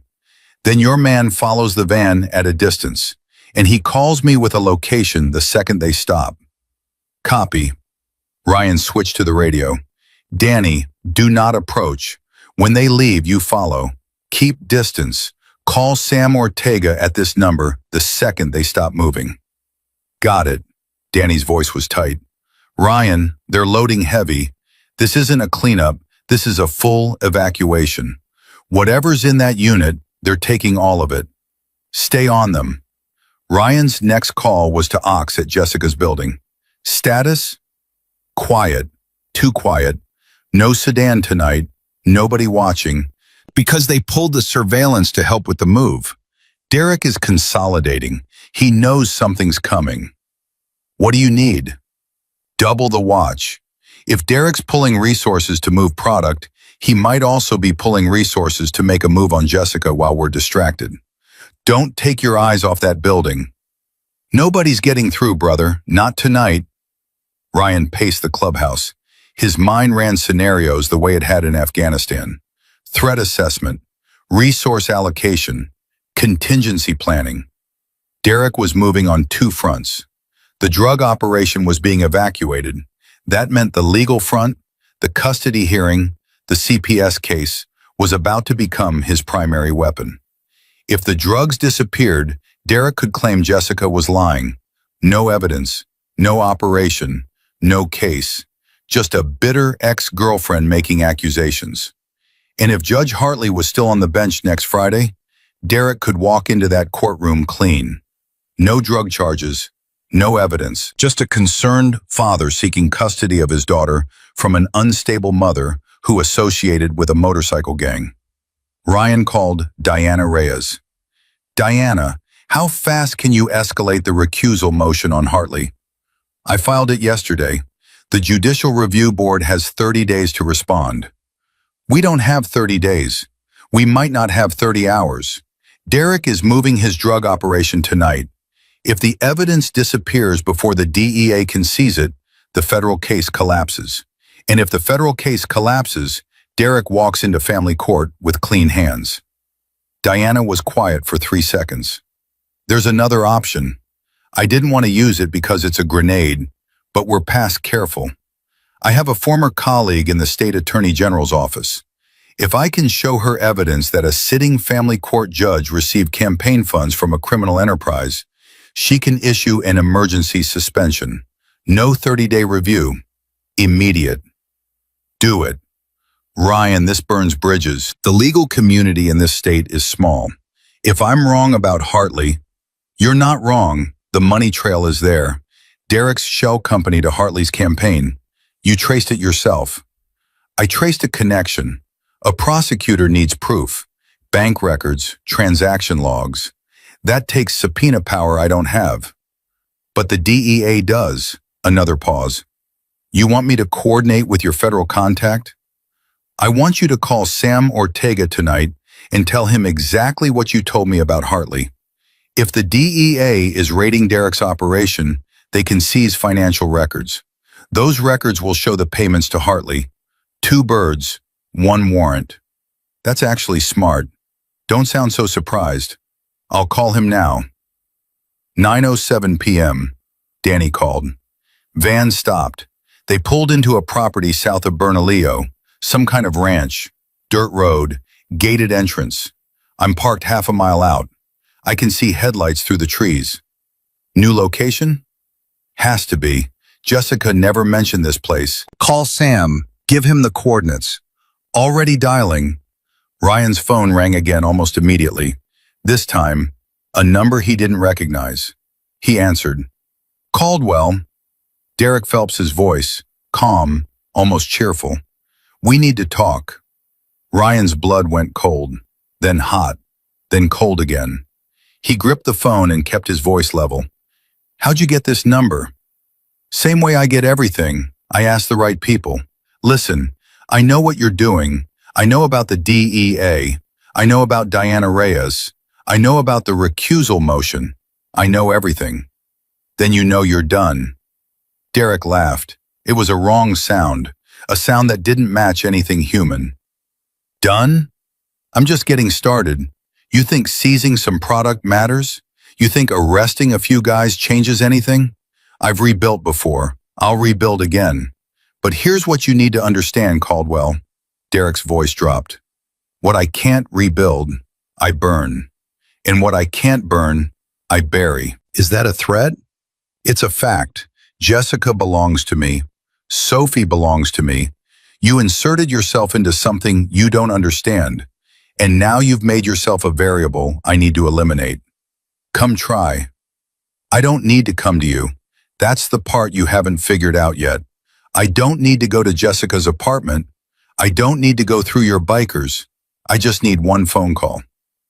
Ryan waited. One phone call, Derek repeated, and a CPS caseworker shows up at Jessica's door tomorrow morning.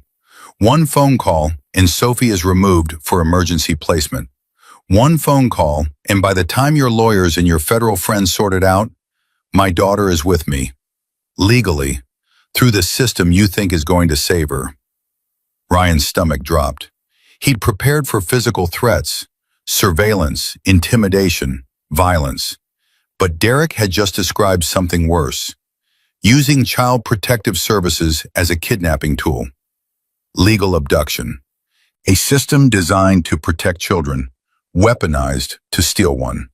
You won't get away with it. I already have. Twice. 2 different states. Derek's voice was smooth now, practiced. The voice of a man describing something he'd perfected. CPS removes the child on an emergency basis. Father files for temporary custody. Sympathetic judge grants it. By the time the mother proves the report was false, the child's been with the father for weeks. Court treats that as the new status quo. It's elegant, it's legal, and it works. Not this time.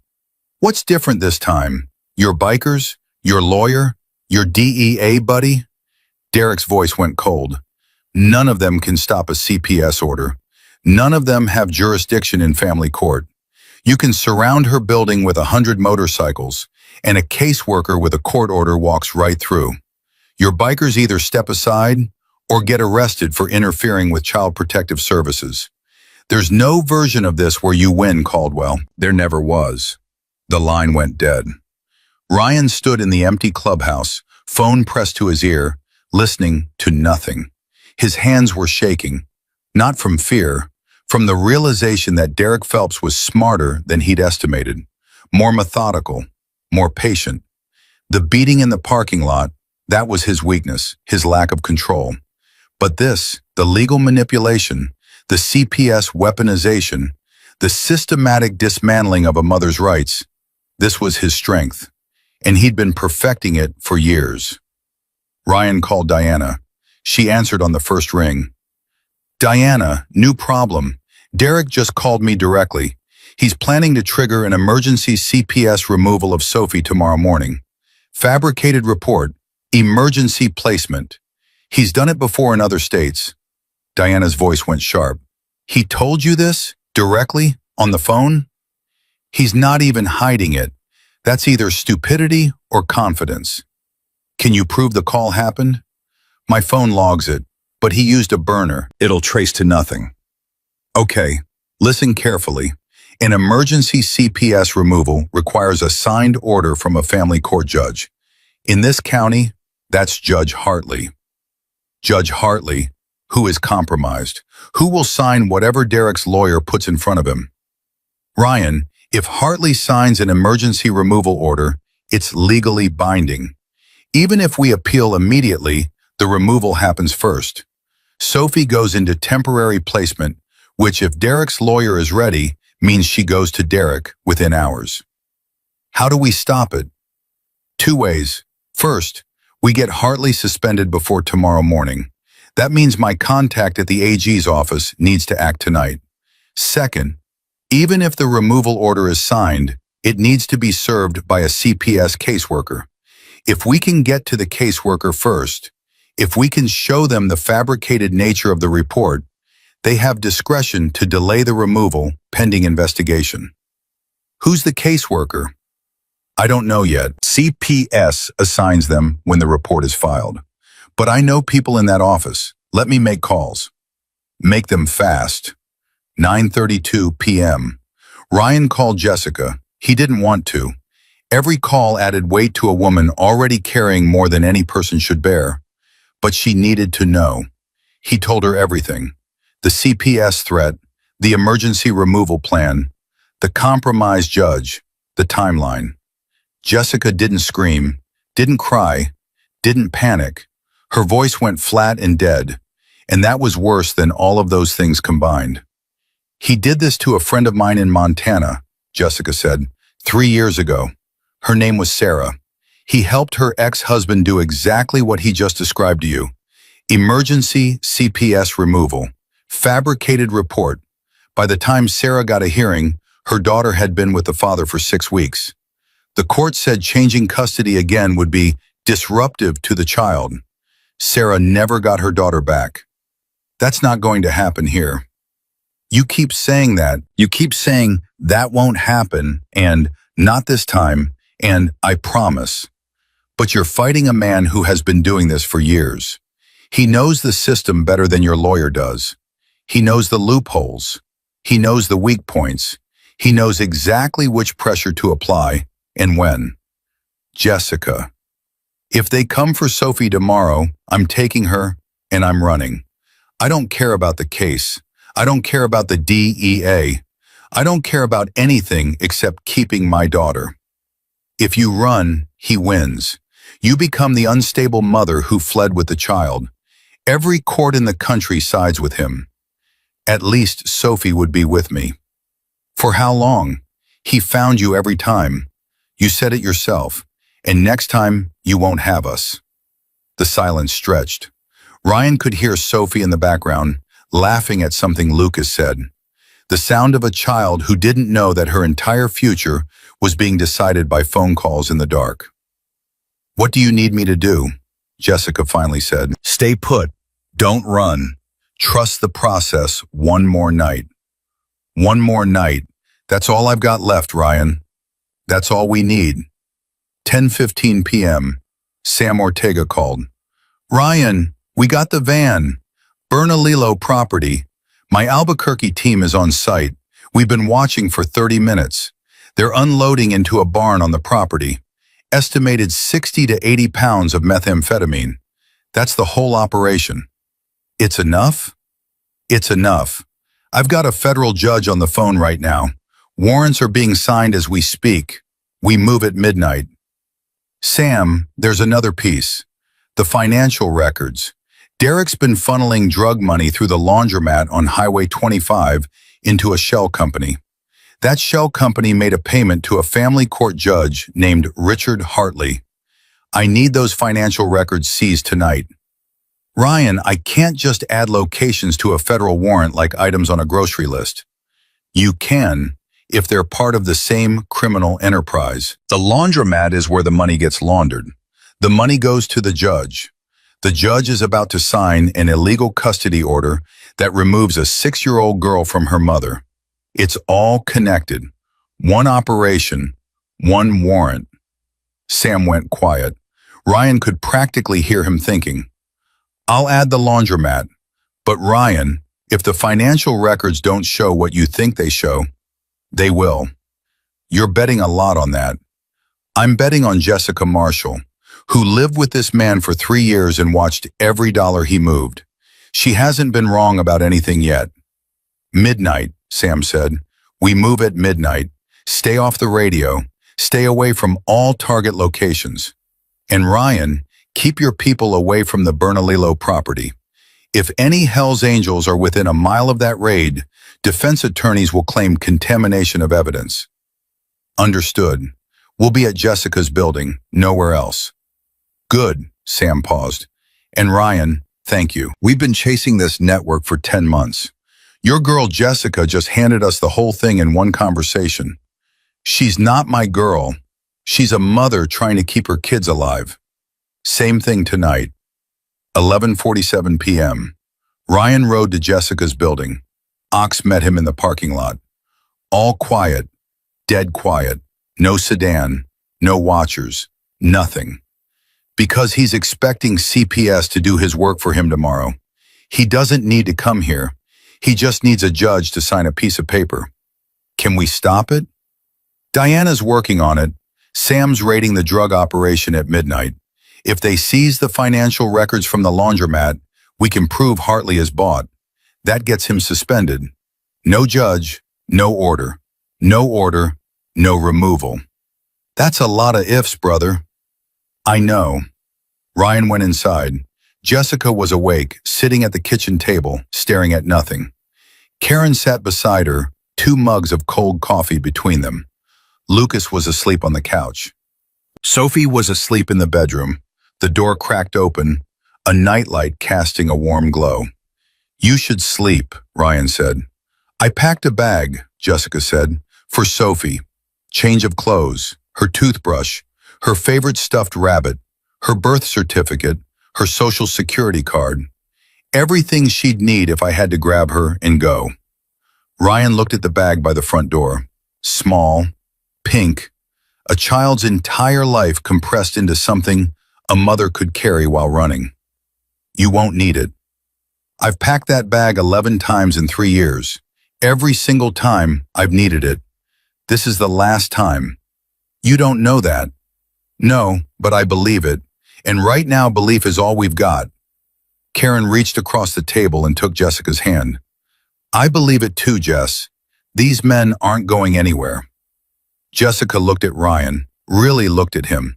Not at the vest or the scar or the road-hardened face. At the man. Who are you, Ryan Caldwell? Before the club, before the bikes, who were you? A kid from Ohio who joined the Army at 18 because he didn't know what else to do. Served 2 tours, came home broken, found the club, found a reason to keep going. Family? Ex-wife, no kids. She left when the nightmares got bad. Can't blame her. Do you still have nightmares? Different ones now. What do you dream about? Lately, a little girl running across a parking lot with blood on her feet, and me not getting there in time. But you did get there in time. In the dream, I don't. They sat in silence, the kind of silence that isn't empty, the kind that 2 people share when they've been through enough to know that words aren't always the point. Midnight, Ryan's phone buzzed, a text from Sam. 2 words. We're moving. Ryan closed his eyes. Somewhere south of Bernalillo, federal agents were converging on a barn full of methamphetamine. Somewhere on Highway 25, another team was hitting the laundromat, seizing computers, hard drives, financial records. Somewhere outside Santa Fe and south of Taos, more teams were shutting down every node of Derek Phelps's network simultaneously. And somewhere in a motel on the south side of town, Derek Phelps was sleeping, or planning, or staring at the ceiling, believing he was still in control. Jessica reached across the table and took Ryan's hand.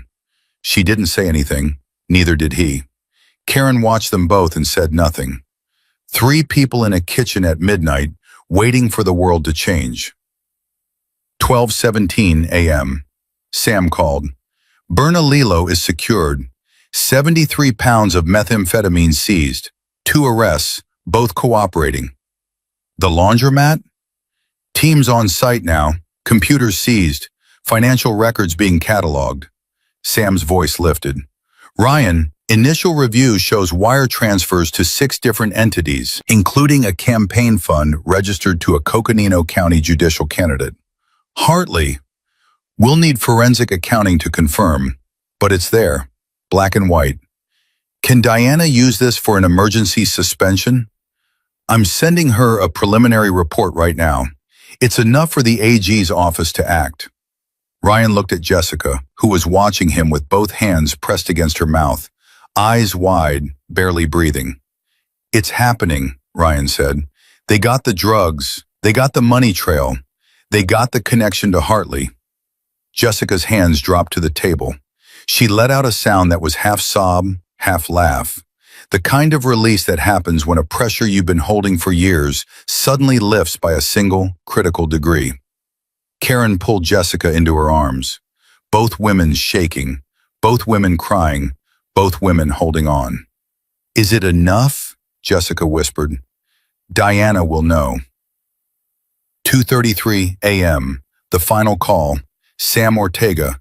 His voice carried something new. Satisfaction. The quiet satisfaction of a hunter who'd finally cornered his prey. Ryan, we picked up Derek Phelps 20 minutes ago. Motel on South Milton. He was packing a bag, had $40,000 in cash, 3 burner phones, and a loaded .45. He's in federal custody. No bail. Not this time. Not ever. Ryan set the phone down on the kitchen table. He looked at Jessica. He looked at Karen. They have him. Jessica stood up from the table. She walked to the bedroom door, opened it, and looked at her daughter sleeping in a pool of nightlight. Blonde hair spread across the pillow. One arm wrapped around a stuffed rabbit. Breathing slow and safe and steady.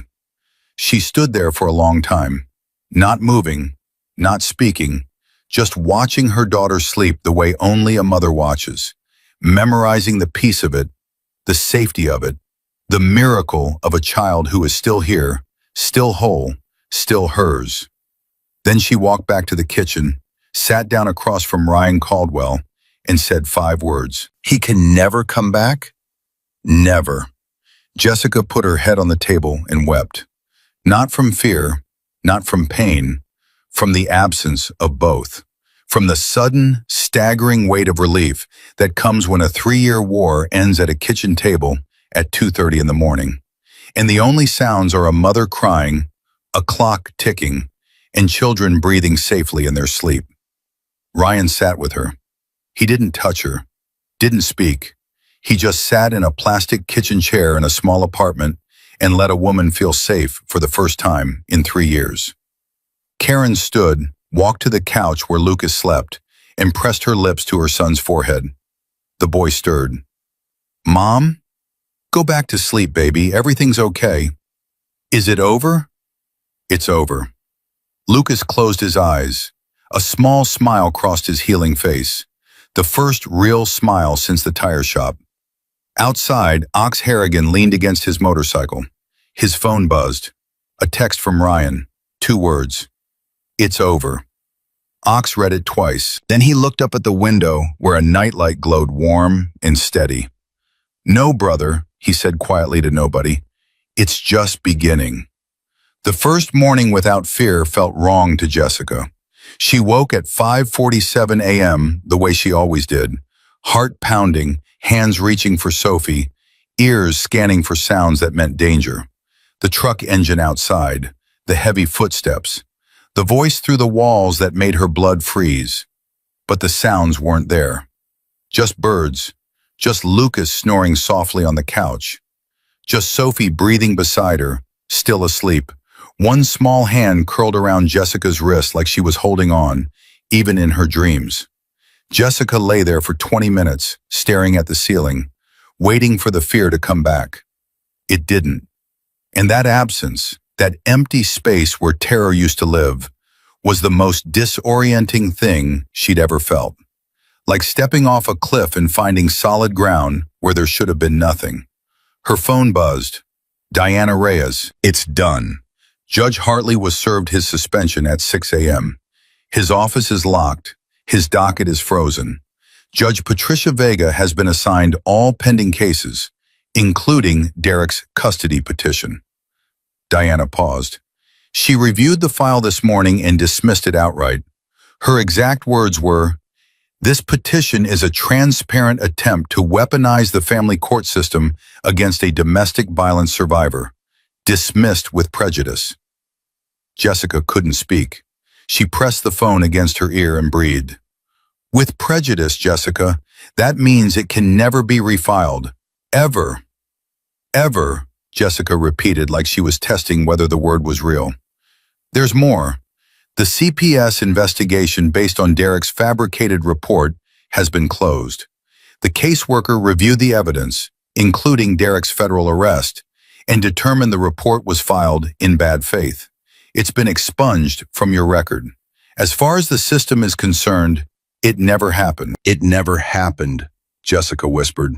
"You're clear, completely, full custody, no open investigations, no pending actions. Your daughter is yours, Jessica. Nobody can take her." Jessica hung up and looked at Sophie, still sleeping, still holding her wrist, still trusting that Mama would be there when she opened her eyes. "We're safe, baby," Jessica whispered. "We're actually safe." Karen appeared in the doorway. She'd heard everything. Her eyes were red, but she was smiling. The first real smile Jessica had seen from her since Lucas came home from the hospital. "Jess." "It's over, Karen. The judge, the CPS case, all of it, gone." Karen crossed the room and sat on the edge of the bed. She took Jessica's free hand, the one Sophie wasn't holding, and squeezed it. "I told you," Karen said. "I told you we stand." "You did. And I do it again, every time. You hear me? Every single time." Sophie stirred. Her eyes opened slowly, blinking, finding her mother's face first, the way she always did, then finding Karen, then looking around the room with a careful assessment of a child who'd learned to check for danger before she checked for daylight. "Mama? Good morning, baby. Is Mr. Ryan here?" "Not yet, but he'll come." Sophie sat up. She looked at her mother's face, at the tears, at the smile behind the tears. Children read faces better than adults give them credit for. Sophie had been reading her mother's face for survival since she was 3 years old. And right now she was reading something she didn't recognize. "Mama, you look different." "Different how?" "Your face is quiet. Your face is never quiet." Jessica pulled Sophie into her lap and held her so tightly the little girl squeaked. "My face is quiet because the bad man can't come back, baby. Not ever. Not anymore." Sophie was still for a long moment, processing. Then, "Promise?" "Promise." "The real kind?" "The realest kind there is." Sophie leaned back and looked at her mother with those ancient, knowing eyes. "Okay," she said.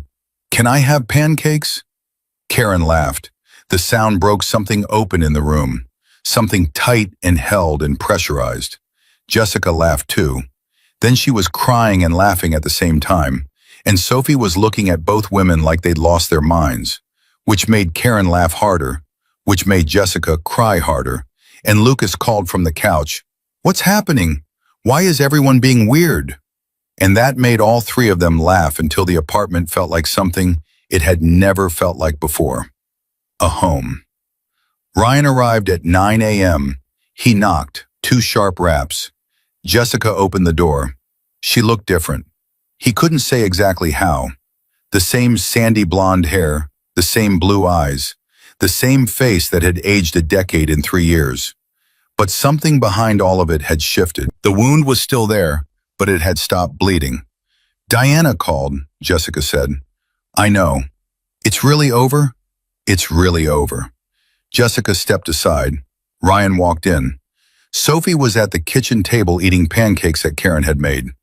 Lucas sat across from her, his arm still in its splint, eating with his left hand and dropping syrup on his shirt. Karen stood at the stove flipping another batch. Sophie saw Ryan and lit up. "Mr. Ryan, Mom said you were coming. Do you want pancakes?" "Miss Karen makes the best pancakes. Lucas already ate 4. 5, Lucas corrected. And I'm not done. You're gonna explode, Sophie said. Worth it. Ryan sat down at the table. Karen put a plate in front of him without asking. 3 pancakes, butter, syrup. He looked at the plate, then at Karen. Thank you. You kept my son alive. I can make you pancakes for the rest of your life, and we still won't be even. Karen, don't argue with me. Eat. Ryan ate, and for the first time in days, maybe weeks, maybe longer, he tasted something other than coffee and adrenaline. Sophie watched him across the table. That studying look she had, the look that saw past leather and scars to something underneath. Mr. Ryan? Yeah, Sophie. Are you sad? The question caught him off guard. Why do you ask? Because your eyes are the same as Mama's used to be. The kind where you're smiling but the inside part isn't. Ryan set his fork down. 6 years old, reading a combat veteran's emotional state with more accuracy than any VA therapist he'd ever sat across from. I'm not sad, Sophie. I'm just tired. Because you stayed up all night to keep us safe? Something like that. You can sleep here if you want. I'll be quiet. I know how to be quiet. Mama taught me. The way she said it, I know how to be quiet, hit Ryan in a place he didn't know was still tender. A child who'd been taught silence as survival, who considered it a skill worth offering. I appreciate that, Sophie, but I've got to take care of a few things first. More bad guys? No, just paperwork. Sophie made a face. Paperwork is worse than bad guys. Lucas snorted. She's not wrong. Ryan almost smiled. Almost. His phone buzzed. Sam Ortega. Ryan, need you to know what we're looking at. Final count from last night. 73 pounds of methamphetamine. Street value, $2.3 million. Financial records from the laundromat showing wire transfers totaling $1.8 million over 14 months. 6 shell companies. Payments to Judge Hartley's campaign. 4 separate transfers totaling $62,000.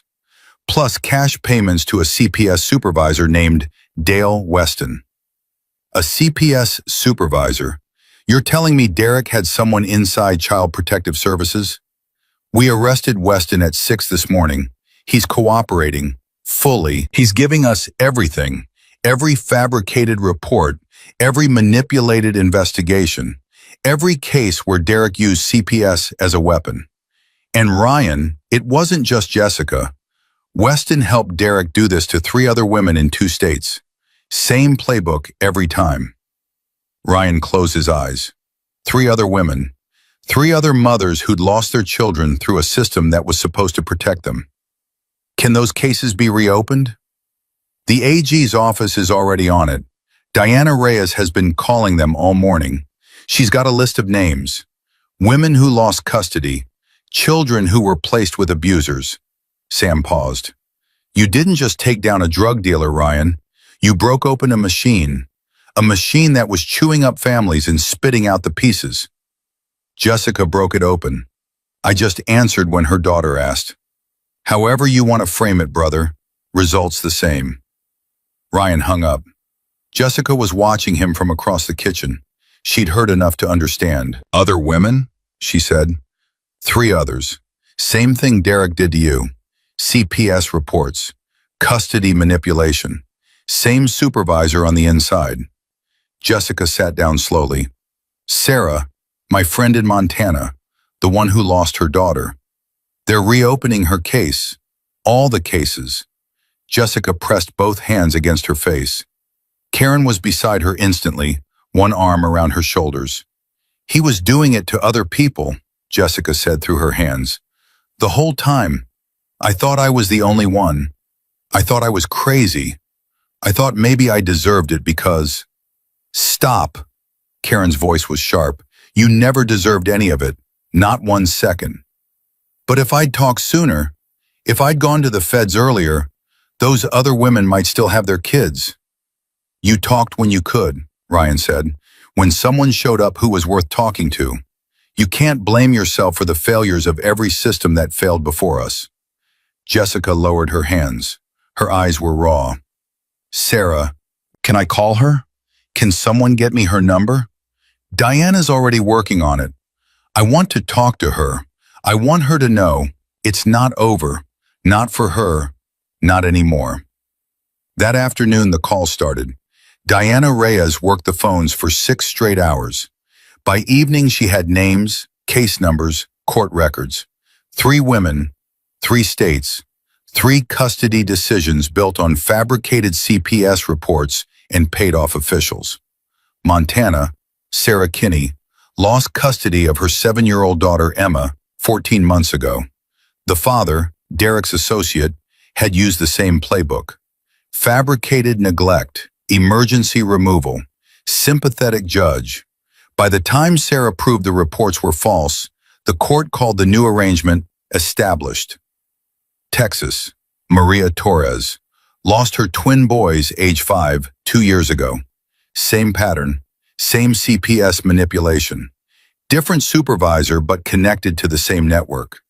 Nevada, Amber Collins, lost her 9-year-old son Tyler 11 months ago. Still fighting in court, still losing. Diana called Ryan at 8 p.m. I've spoken to all 3 women. All 3 are willing to testify.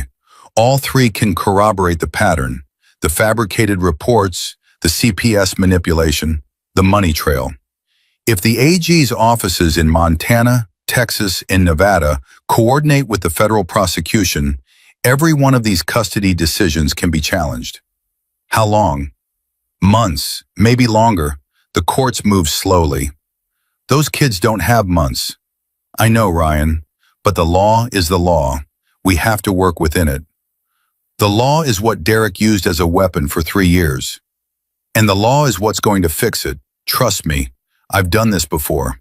When federal courts overturn state custody decisions on evidence of fraud and corruption, they move faster than you'd think, especially when a United States attorney is the one making the motion. Is the U.S. attorney on board? She will be, after she sees what Sam's team pulled out of that laundromat. This is the kind of case prosecutors dream about. Multi-state conspiracy, corruption of public officials, children removed from their mothers through fraud. This isn't a drug case anymore, Ryan. It's a civil rights case, and it's going to make national news. Diana was right. It made national news 3 days later. A reporter from the Albuquerque Journal broke the story first. DEA raid exposes custody fraud ring tied to drug network. By noon, it was on every cable network. By evening, it was the top trending story in the country. The details were too compelling to ignore.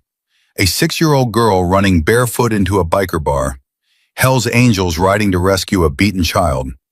A federal drug raid triggered by a mother's testimony. A corrupt judge. A weaponized child protective system. 3 women in 3 states fighting to get their children back. Jessica's phone rang nonstop. Reporters, producers, lawyers offering help, strangers offering money. She turned the phone off after the first hour and looked at Ryan. I didn't want this. I know. I don't want cameras. I don't want fame. I just wanted Sophie to be safe. Sophie is safe. But now the whole country knows my name, knows my face, knows what happened to me. I spent 3 years hiding, and now you're not hiding anymore. And that's the difference, Jessica. You're not running, you're standing. And the whole country is watching a woman stand. Karen knocked on the apartment door. She'd been downstairs managing the growing crowd of reporters in the parking lot. Ox and Danny had set up a perimeter. No one got past the building entrance without club approval. There's a woman downstairs, Karen said. Drove 8 hours, says her name is Sarah. Jessica went still. Sarah Kinney? She says she saw the news. She got in her car and drove straight here. She wants to see you. Jessica was on her feet before Karen finished the sentence. She was out the door, down the stairs, through the lobby. Ryan followed. Sarah Kinney stood in the parking lot, tall, thin, dark circles under her eyes that told the story of 14 months without her daughter. She was holding a photograph, a little girl with brown curls and a gap-toothed smile. Jessica stopped 3 feet away. Sarah. Jess. Sarah's voice cracked on the single syllable. I saw what you did.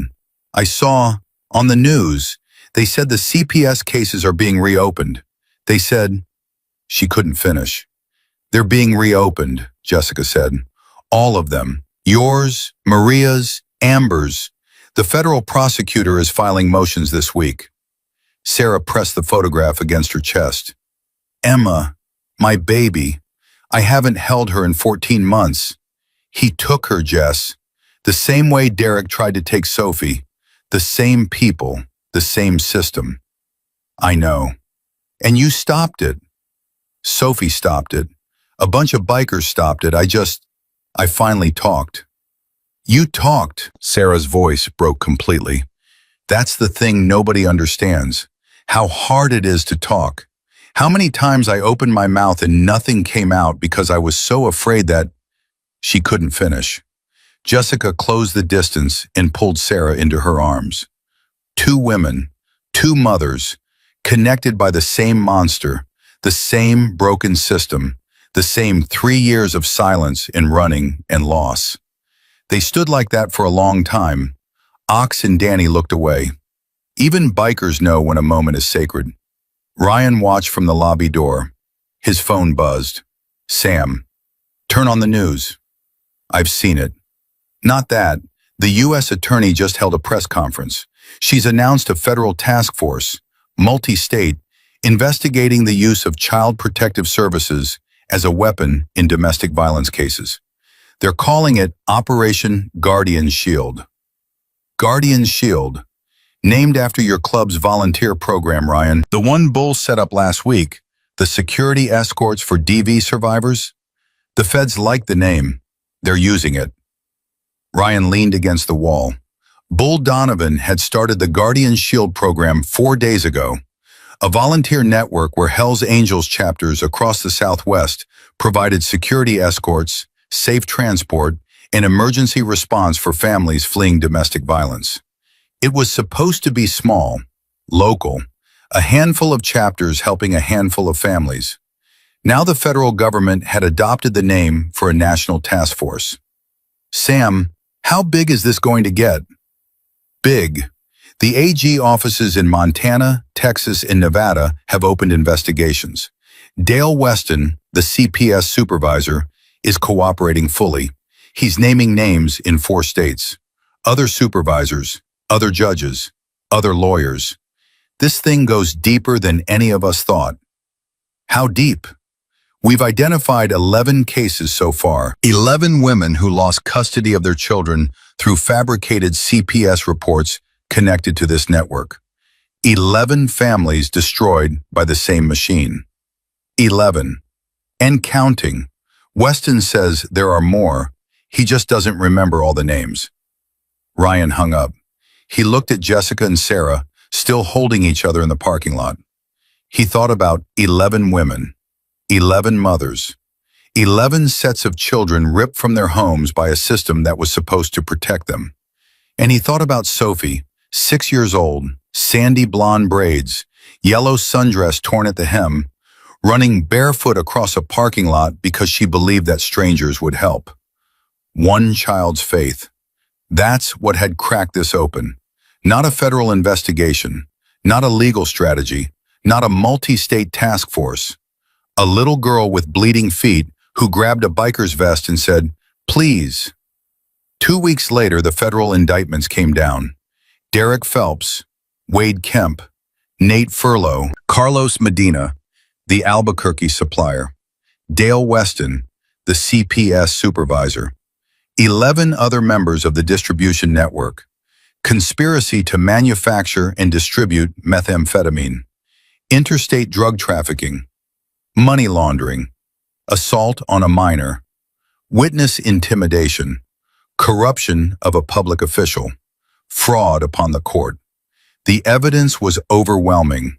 73 pounds of methamphetamine, financial records tracing $2.3 million through the Laundromat Shell Company, wire transfers to Judge Hartley's campaign fund, phone records, surveillance footage, and Jessica's testimony.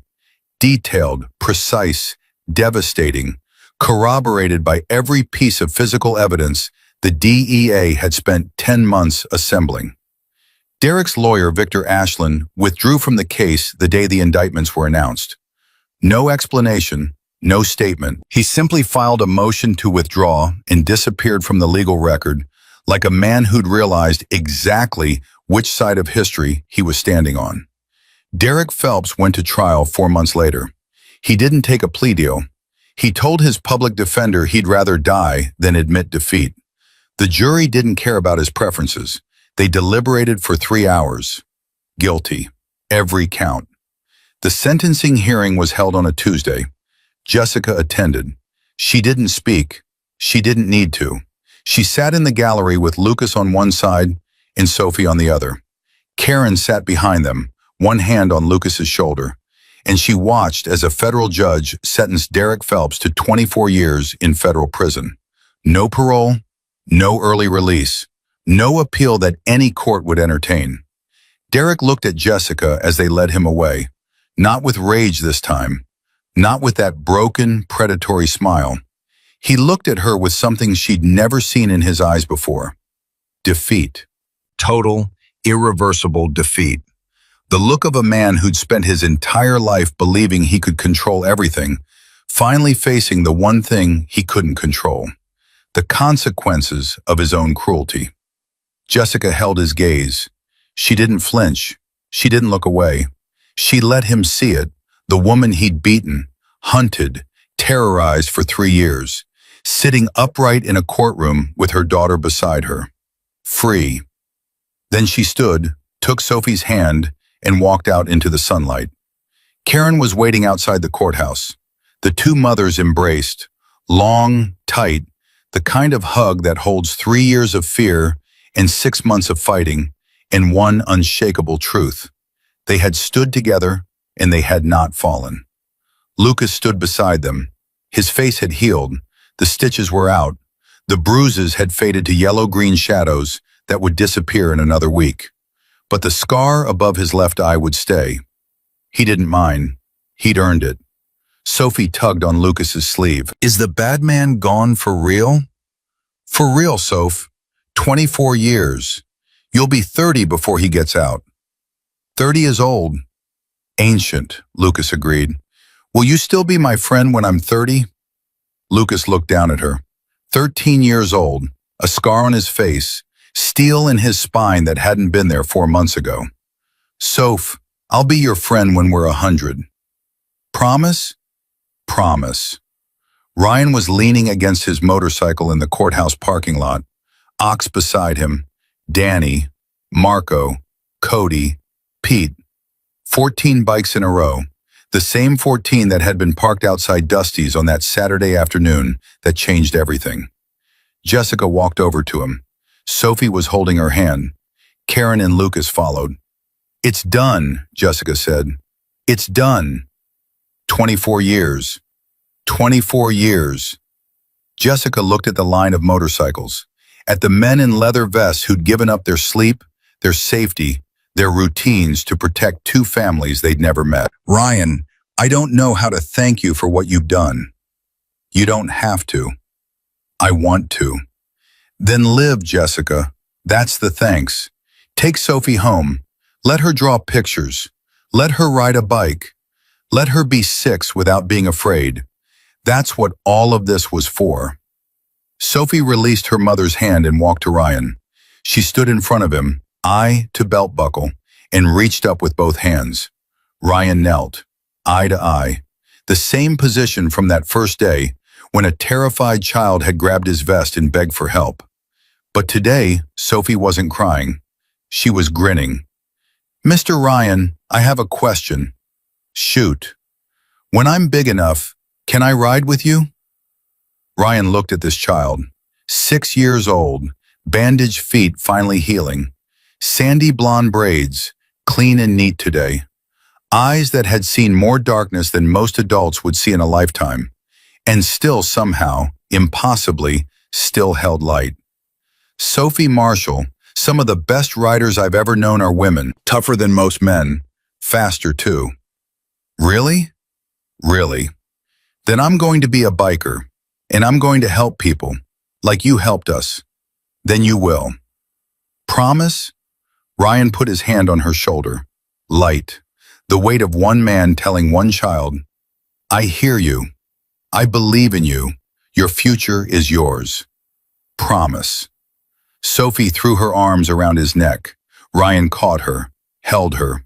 A man in a leather vest kneeling in a courthouse parking lot, holding a 6-year-old girl who'd saved her best friend, her mother, and 3 other women she'd never met. All because she ran on bleeding feet and refused to stop until someone listened. Ox turned away. Danny wiped his face with the back of his hand. Marco pretended to check his phone.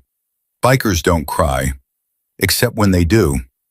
Jessica watched her daughter in Ryan's arms, and something in her chest unlocked. Something she'd kept sealed for 3 years because opening it would have made her too vulnerable to survive. Hope. Real hope. Not the desperate kind that you cling to while running. The solid kind. The kind that has a foundation. She looked at Karen, who was watching Lucas put his good arm around Sophie as Ryan set her down. 2 kids.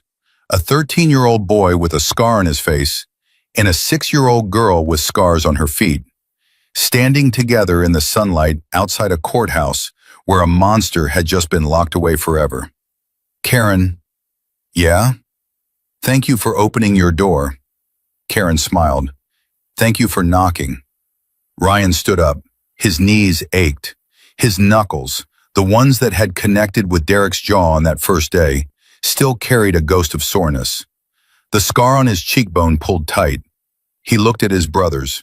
14 men, leather and chrome and years of road. Let's go home, Ryan said. 14 engines fired at once. The sound rolled across the parking lot like controlled thunder. Sophie covered her ears and laughed. Lucas grinned. Jessica and Karen stood side by side, watching the bikes pull out one by one. Ryan was last. He sat on his bike, engine idling, and looked back at the courthouse. Inside, Derek Phelps was being processed for transport to a federal facility. Outside, a mother held her daughter's hand, and a boy stood beside his best friend, and 2 women who'd been strangers 6 months ago stood shoulder to shoulder like they'd been family forever. Ryan thought about that first moment, the gate slamming open, the small figure, the bloody feet, the hands on his vest, the words, "Please help, they're beating my friend."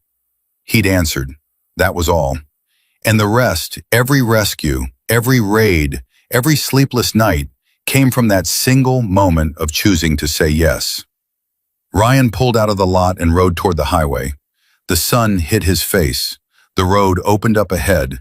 And for the first time in a very long time, Ryan Caldwell didn't dream about not getting there in time. He'd gotten there in time. A little girl had made sure of it. 6 months changed everything and nothing. Sophie still drew with crayons. She still held Lucas's hand when they walked to school. She still checked the locks on the apartment door every night before bed. 3 times. Always 3 times. Because some habits carved by fear don't vanish just because the fear does. But she laughed more. Louder. The kind of laughing that fills a room and makes strangers smile without knowing why. And she stopped flinching when men raised their voices. That took 4 months. Jessica counted every day. Lucas grew 2 inches. His ribs healed. The splint came off his arm. The scar above his left eye settled into a thin, white line that he wore without shame. When kids at school asked about it, he told them the truth. I got it protecting my best friend. He didn't say more than that. He didn't need to. Karen went back to school.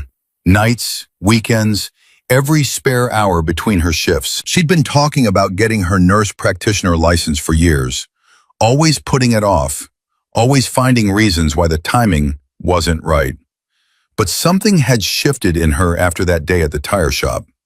She'd watched her son nearly die for doing the right thing. She'd stood in a hospital room and said, "We stand." And now she was standing, not just for her family, but for every family that walked through the doors of the clinic she planned to open. It's going to be for survivors, Karen told Jessica one evening. Women like us, families like ours, a place where nobody has to explain why they flinch. Jessica had nodded. I want to help build it. You already are. But it was the Hells Angels who surprised everyone. Bull Donovan's Guardian Shield program, the volunteer security network he'd launched 4 days after Derek's arrest, was supposed to be small. A few chapters, a few families, bikers showing up when shelters called, providing escorts for women fleeing dangerous situations, standing outside courthouses during custody hearings so that mothers didn't have to walk in alone. It wasn't small for long. After the news broke, after the federal task force adopted the Guardian Shield name, after the story of Sophie and the bikers went viral on every platform in the country, chapters started calling from everywhere. Texas, California, Ohio, Florida, chapters that had never worked with law enforcement, chapters that had spent decades building reputations that had nothing to do with charity. They called Bull, they called Ryan. They said the same thing, different words, same meaning. We saw what your chapter did. We want in. Tell us how. Within 3 months, Guardian Shield had active programs in 9 states. Within 6 months, 15. Bikers providing security escorts for families in crisis. Bikers standing watch outside shelters. Bikers riding with women to court dates, to police stations, to new apartments in new towns where they were starting over. The Ride for the Voiceless was Ryan's idea. He pitched it to Bull on a Tuesday night at the clubhouse, 2 beers in, voice quiet the way it always was when he was saying something that mattered. One ride, Ryan said, every chapter that's part of Guardian Shield, a single day. We ride through the state, we raise money for shelters and legal aid, and we show people what this club is really about. Bull looked at him for a long time. How many riders, you think? I don't know, 100? 200? Bull almost smiled. You're thinking too small, brother. 900 riders showed up. 900. From 6 states. They gathered at dawn on a Saturday morning, the anniversary of the day Sophie had run into Dusty's, and they filled the highway like a river of chrome and thunder. The parade through Santa Fe lasted an hour. People stood on sidewalks and stared. Kids pointed. Old men took off their hats. Women held up signs. Thank you, and ride for us, and heroes wear leather. Traffic stopped in both directions. Nobody honked. Nobody complained. They just watched. Sophie rode with Ryan. On the back of his bike, helmet too big for her head, arms wrapped around his waist, grinning so wide her cheeks hurt. Jessica had said no 3 times before she said yes. And she only said yes because Ryan had spent 2 weeks modifying the passenger seat with a custom harness that a 6-year-old couldn't fall out of if she tried. Hold on tight, Sophie. I'm holding. You good? Mr. Ryan, I'm flying. She was flying. A little girl who'd run barefoot across gravel and glass, now riding at the front of 900 motorcycles. The wind in her face, the thunder under her, the world opening up ahead like it had been waiting for her to arrive. Behind Ryan and Sophie, 14 bikes from the original Flagstaff chapter rode in formation. Ox, Danny, Marco, Cody, Pete, the same men who'd risen from their chairs that Saturday at Dusty's, the same men who'd run across a parking lot behind a bleeding child, the same men who'd given up their nights and their safety to stand guard outside an apartment building for 2 months. Behind them, 886 more riders, strangers who'd become brothers, chapters that had answered when called, not because they knew Sophie, not because they knew Jessica, but because they'd heard the story and decided that it mattered. The ride raised $120,000. At the ceremony afterward, Jessica spoke. She'd been practicing for weeks. Lucas had helped her edit the speech. Sophie had added one line, dictated to her mother with the absolute authority of a child who knows exactly what needs to be said. Jessica stood at the podium. Her hands were shaking, but her voice wasn't. 6 months ago, my daughter ran into a roadside restaurant and grabbed a stranger's leather vest. She didn't see a biker. She didn't see tattoos or scars or a motorcycle gang. She saw strength. She saw someone who might say yes when the whole world had been saying no. Jessica looked at Ryan. He stood in the front row, arms crossed, scar catching the light. People see leather and assume danger, but I see leather and remember the day danger wore a familiar face, and strangers in leather became my family's salvation. She paused. These men, these Hell's Angels, didn't ask what was in it for them. They didn't calculate the risk. They didn't check whether we deserved their help. They stood up, they showed up, and they stayed until it was over. Karen stood behind Jessica, one hand on Lucas's shoulder. Lucas stood straight, taller than he'd been 6 months ago, and not just because of the growth spurt. Something inside him had grown too. The hunted look was gone.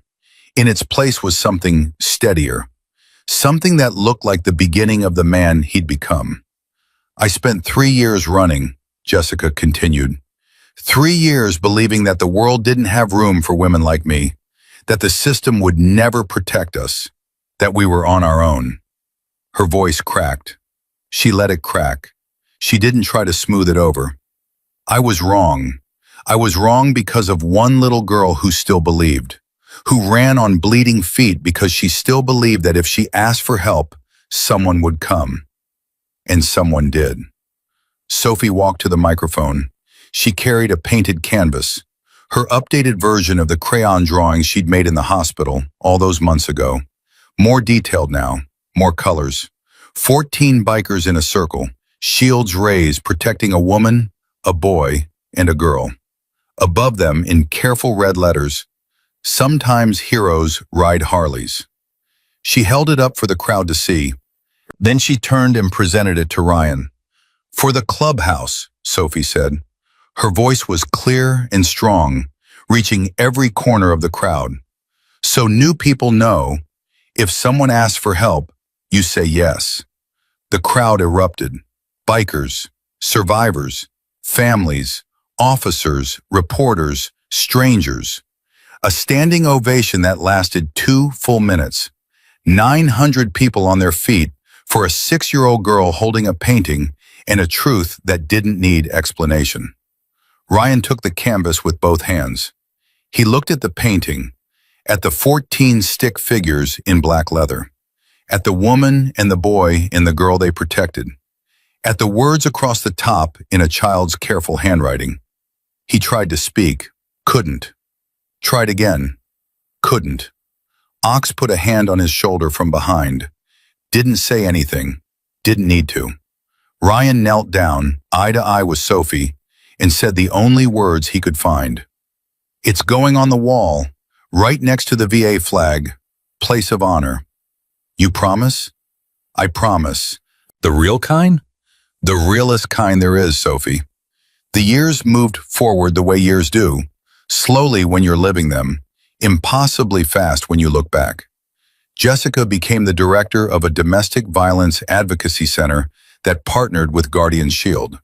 She built it from nothing, one desk, one phone, one woman who'd survived the worst and decided to make sure others didn't have to. Within 18 months, the center had served 400 families. Within 3 years, it had satellite offices in 6 cities. Jessica never forgot what it felt like to call for help and hear silence. She made sure that when someone called her center, a human voice answered within 60 seconds. Always. Sarah Kinney got her daughter back. It took 8 months. 8 months of motions and hearings and testimony and a federal judge who looked at the evidence of CPS fraud and slammed his gavel so hard the courtroom shook. Sarah called Jessica from the courthouse parking lot, sobbing so hard she couldn't form words. Jessica listened. She didn't need words. She knew what that cry sounded like. She cried it herself. Maria Torres got her twins back. Amber Collins got her son back. One by one, the families that Derek's machine had destroyed were rebuilt. Not perfectly, not without scars, but rebuilt. Karen opened her clinic 2 years later, free healthcare for abuse survivors. She named it Lucas's Place, and Lucas, 16 by then, broad-shouldered, the scar above his eye a permanent reminder, stood beside her at the ribbon cutting and said, "This is what happens when people help each other." Not what Derek said. This. Lucas joined the school wrestling team, won his first match by decision, dedicated every fight the same way. For Sophie, the bravest person I know. He patched into the Hells Angels on his 21st birthday. Ox was his sponsor. Ryan pinned the vest on him. Sophie stood in the front row, 20 years old by then, and cheered so loud the clubhouse windows rattled. Ryan kept riding, kept showing up, kept answering calls he never expected to receive. He spoke at community events, schools, veterans groups. His message never changed. You don't need a badge or a cape. You just need to answer when someone asks for help. He and Jessica never married. They never dated. What they had was something else. Something harder to name and maybe more durable than romance. Trust. Forged in a hospital hallway at 9 o'clock at night when a woman in scrubs grabbed a biker's arm and held on. Some bonds don't need a label. They just need to hold. And then, years later, came the day that made all of it real in a way that nothing else had. Sophie Marshall stood at a podium in a graduation gown. Valedictorian, 18 years old, sandy blonde hair, her mother's steady eyes, her best friend's quiet courage. The scars on her feet had faded to thin white lines that only she could see. The auditorium was full. Classmates, teachers, families, and in the front row, Ryan Caldwell. Leather vest, scar from cheekbone to jaw, silver in his hair now, more than brown. Beside him, Jessica in a blue dress. Beside her, Karen. Beside Karen, Lucas, 25, broad-shouldered, wearing a leather vest of his own, the Hells Angels patch over his heart. Sophie's speech was short. She'd learned from Ryan, the right words matter more than many words. When I was 6 years old, I ran into a restaurant full of strangers on bleeding feet and begged them to save my friend. I didn't know if anyone would listen. I didn't know if anyone would care. I just knew that Lucas was on the ground and I couldn't help him alone. She paused. A man named Ryan Caldwell stood up, and then his brother stood up, all 14 of them. They didn't ask questions. They didn't hesitate. They ran with me, a little girl they'd never met, because I asked them to. Her eyes found Ryan. They didn't just save Lucas that day. They saved my mother. They saved me. They saved Sarah's daughter in Montana. They saved Maria's twins in Texas. They saved Amber's son in Nevada. They saved families they never met in states they'd never been to, because they answered one little girl in a yellow dress and never stopped answering. The auditorium was silent. Heroes don't always wear capes. Sometimes they wear leather. Sometimes they ride Harleys. Sometimes they're covered in tattoos and scars, and they look like the kind of people your mama tells you to stay away from. A laugh rippled through the crowd. Jessica wiped her eyes. But my mama told me something different. She said, if you're ever in real trouble, find the biggest, strongest people you can. Ask for help. Don't be afraid. Sophie's voice strengthened. I wasn't afraid. I was past afraid. I was in the place beyond fear, where the only thing left is action. And I acted. I grabbed a stranger's vest, and I said, please. She looked at Ryan. His eyes were red. He didn't bother hiding it. Ox, beside him, wasn't hiding it either. Danny had given up entirely. I'm standing here today because 14 strangers decided that my family was worth fighting for. Because a man I'd never met looked at a bleeding child and said yes instead of looking away. Because a club of bikers proved that family isn't blood. It's who shows up when it matters. Sophie straightened. I will spend the rest of my life making sure no child ever has to run alone. That's my promise. The real kind. The realest kind there is. Standing ovation. Every person in that auditorium on their feet. 900 people. Teachers crying. Students cheering. Strangers who didn't know the story feeling it anyway, the way you feel thunder before you hear it. Ryan didn't stand. He sat in his chair, hands on his knees, looking up at a young woman who'd once been a terrified child with blood on her feet and faith in her heart. He thought about that Saturday afternoon at Dusty's, the gate slamming open, the small figure, the sandy blonde braids half undone, the yellow sundress torn at the hem, the small hands grabbing his vest, the words that changed everything. "Please help. They're beating my friend." He'd answered. That was all. He'd stood up when a child asked him to stand. And the rest, every rescue, every raid, every sleepless night, every mile ridden, every family rebuilt, every door that opened because one door opened first, all of it came from that single moment of choosing to say yes. Sophie found him after the ceremony. Cap and gown, diploma in hand, tears on her cheeks, grinning. "Well," she said, "how'd I do?" "You did good, kid." "Just good?" "Sophie Marshall, you did better than good. You did what you've always done. You asked people to care. And they did." She hugged him, tight. The way she'd hugged him at the courthouse 4 years ago. The way she'd grabbed his vest 12 years ago. Small arms, big hold. The grip of someone who'd learned that the strongest thing in the world isn't muscle or money or power. It's the willingness to ask for help and the courage to answer. Ryan held her. 1 breath, 2. Then he let go, stepped back and looked at her.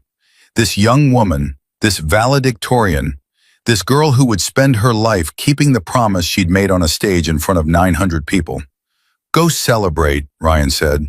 "You earned it. You coming to the party?" "Wouldn't miss it." Sophie turned and ran toward Lucas, who lifted her off the ground and spun her around, while Jessica and Karen laughed, and Ox pretended to check his phone so nobody would see his face. Ryan watched them, his family, not by blood, by choice, by a gate that slammed open on a Saturday afternoon and a voice that screamed, "Please." He thought about a question Ox had asked him once, years ago, standing in a parking lot outside a tire shop while blood dried on the asphalt. What now? And Ryan's answer, the only answer that had ever mattered, the only answer that ever would. "We finish what she started." They finished it, all of them, together. Sometimes the bravest cry for help interrupts the quietest afternoon. And what begins as lunch among strangers ends as a rescue that transforms lives, proves that family isn't blood but who shows up when it matters, and reminds us all that the only thing standing between a child's terror and a child's future is one person willing to answer. Sophie Marshall asked. Ryan Caldwell answered. And nothing was ever the same again.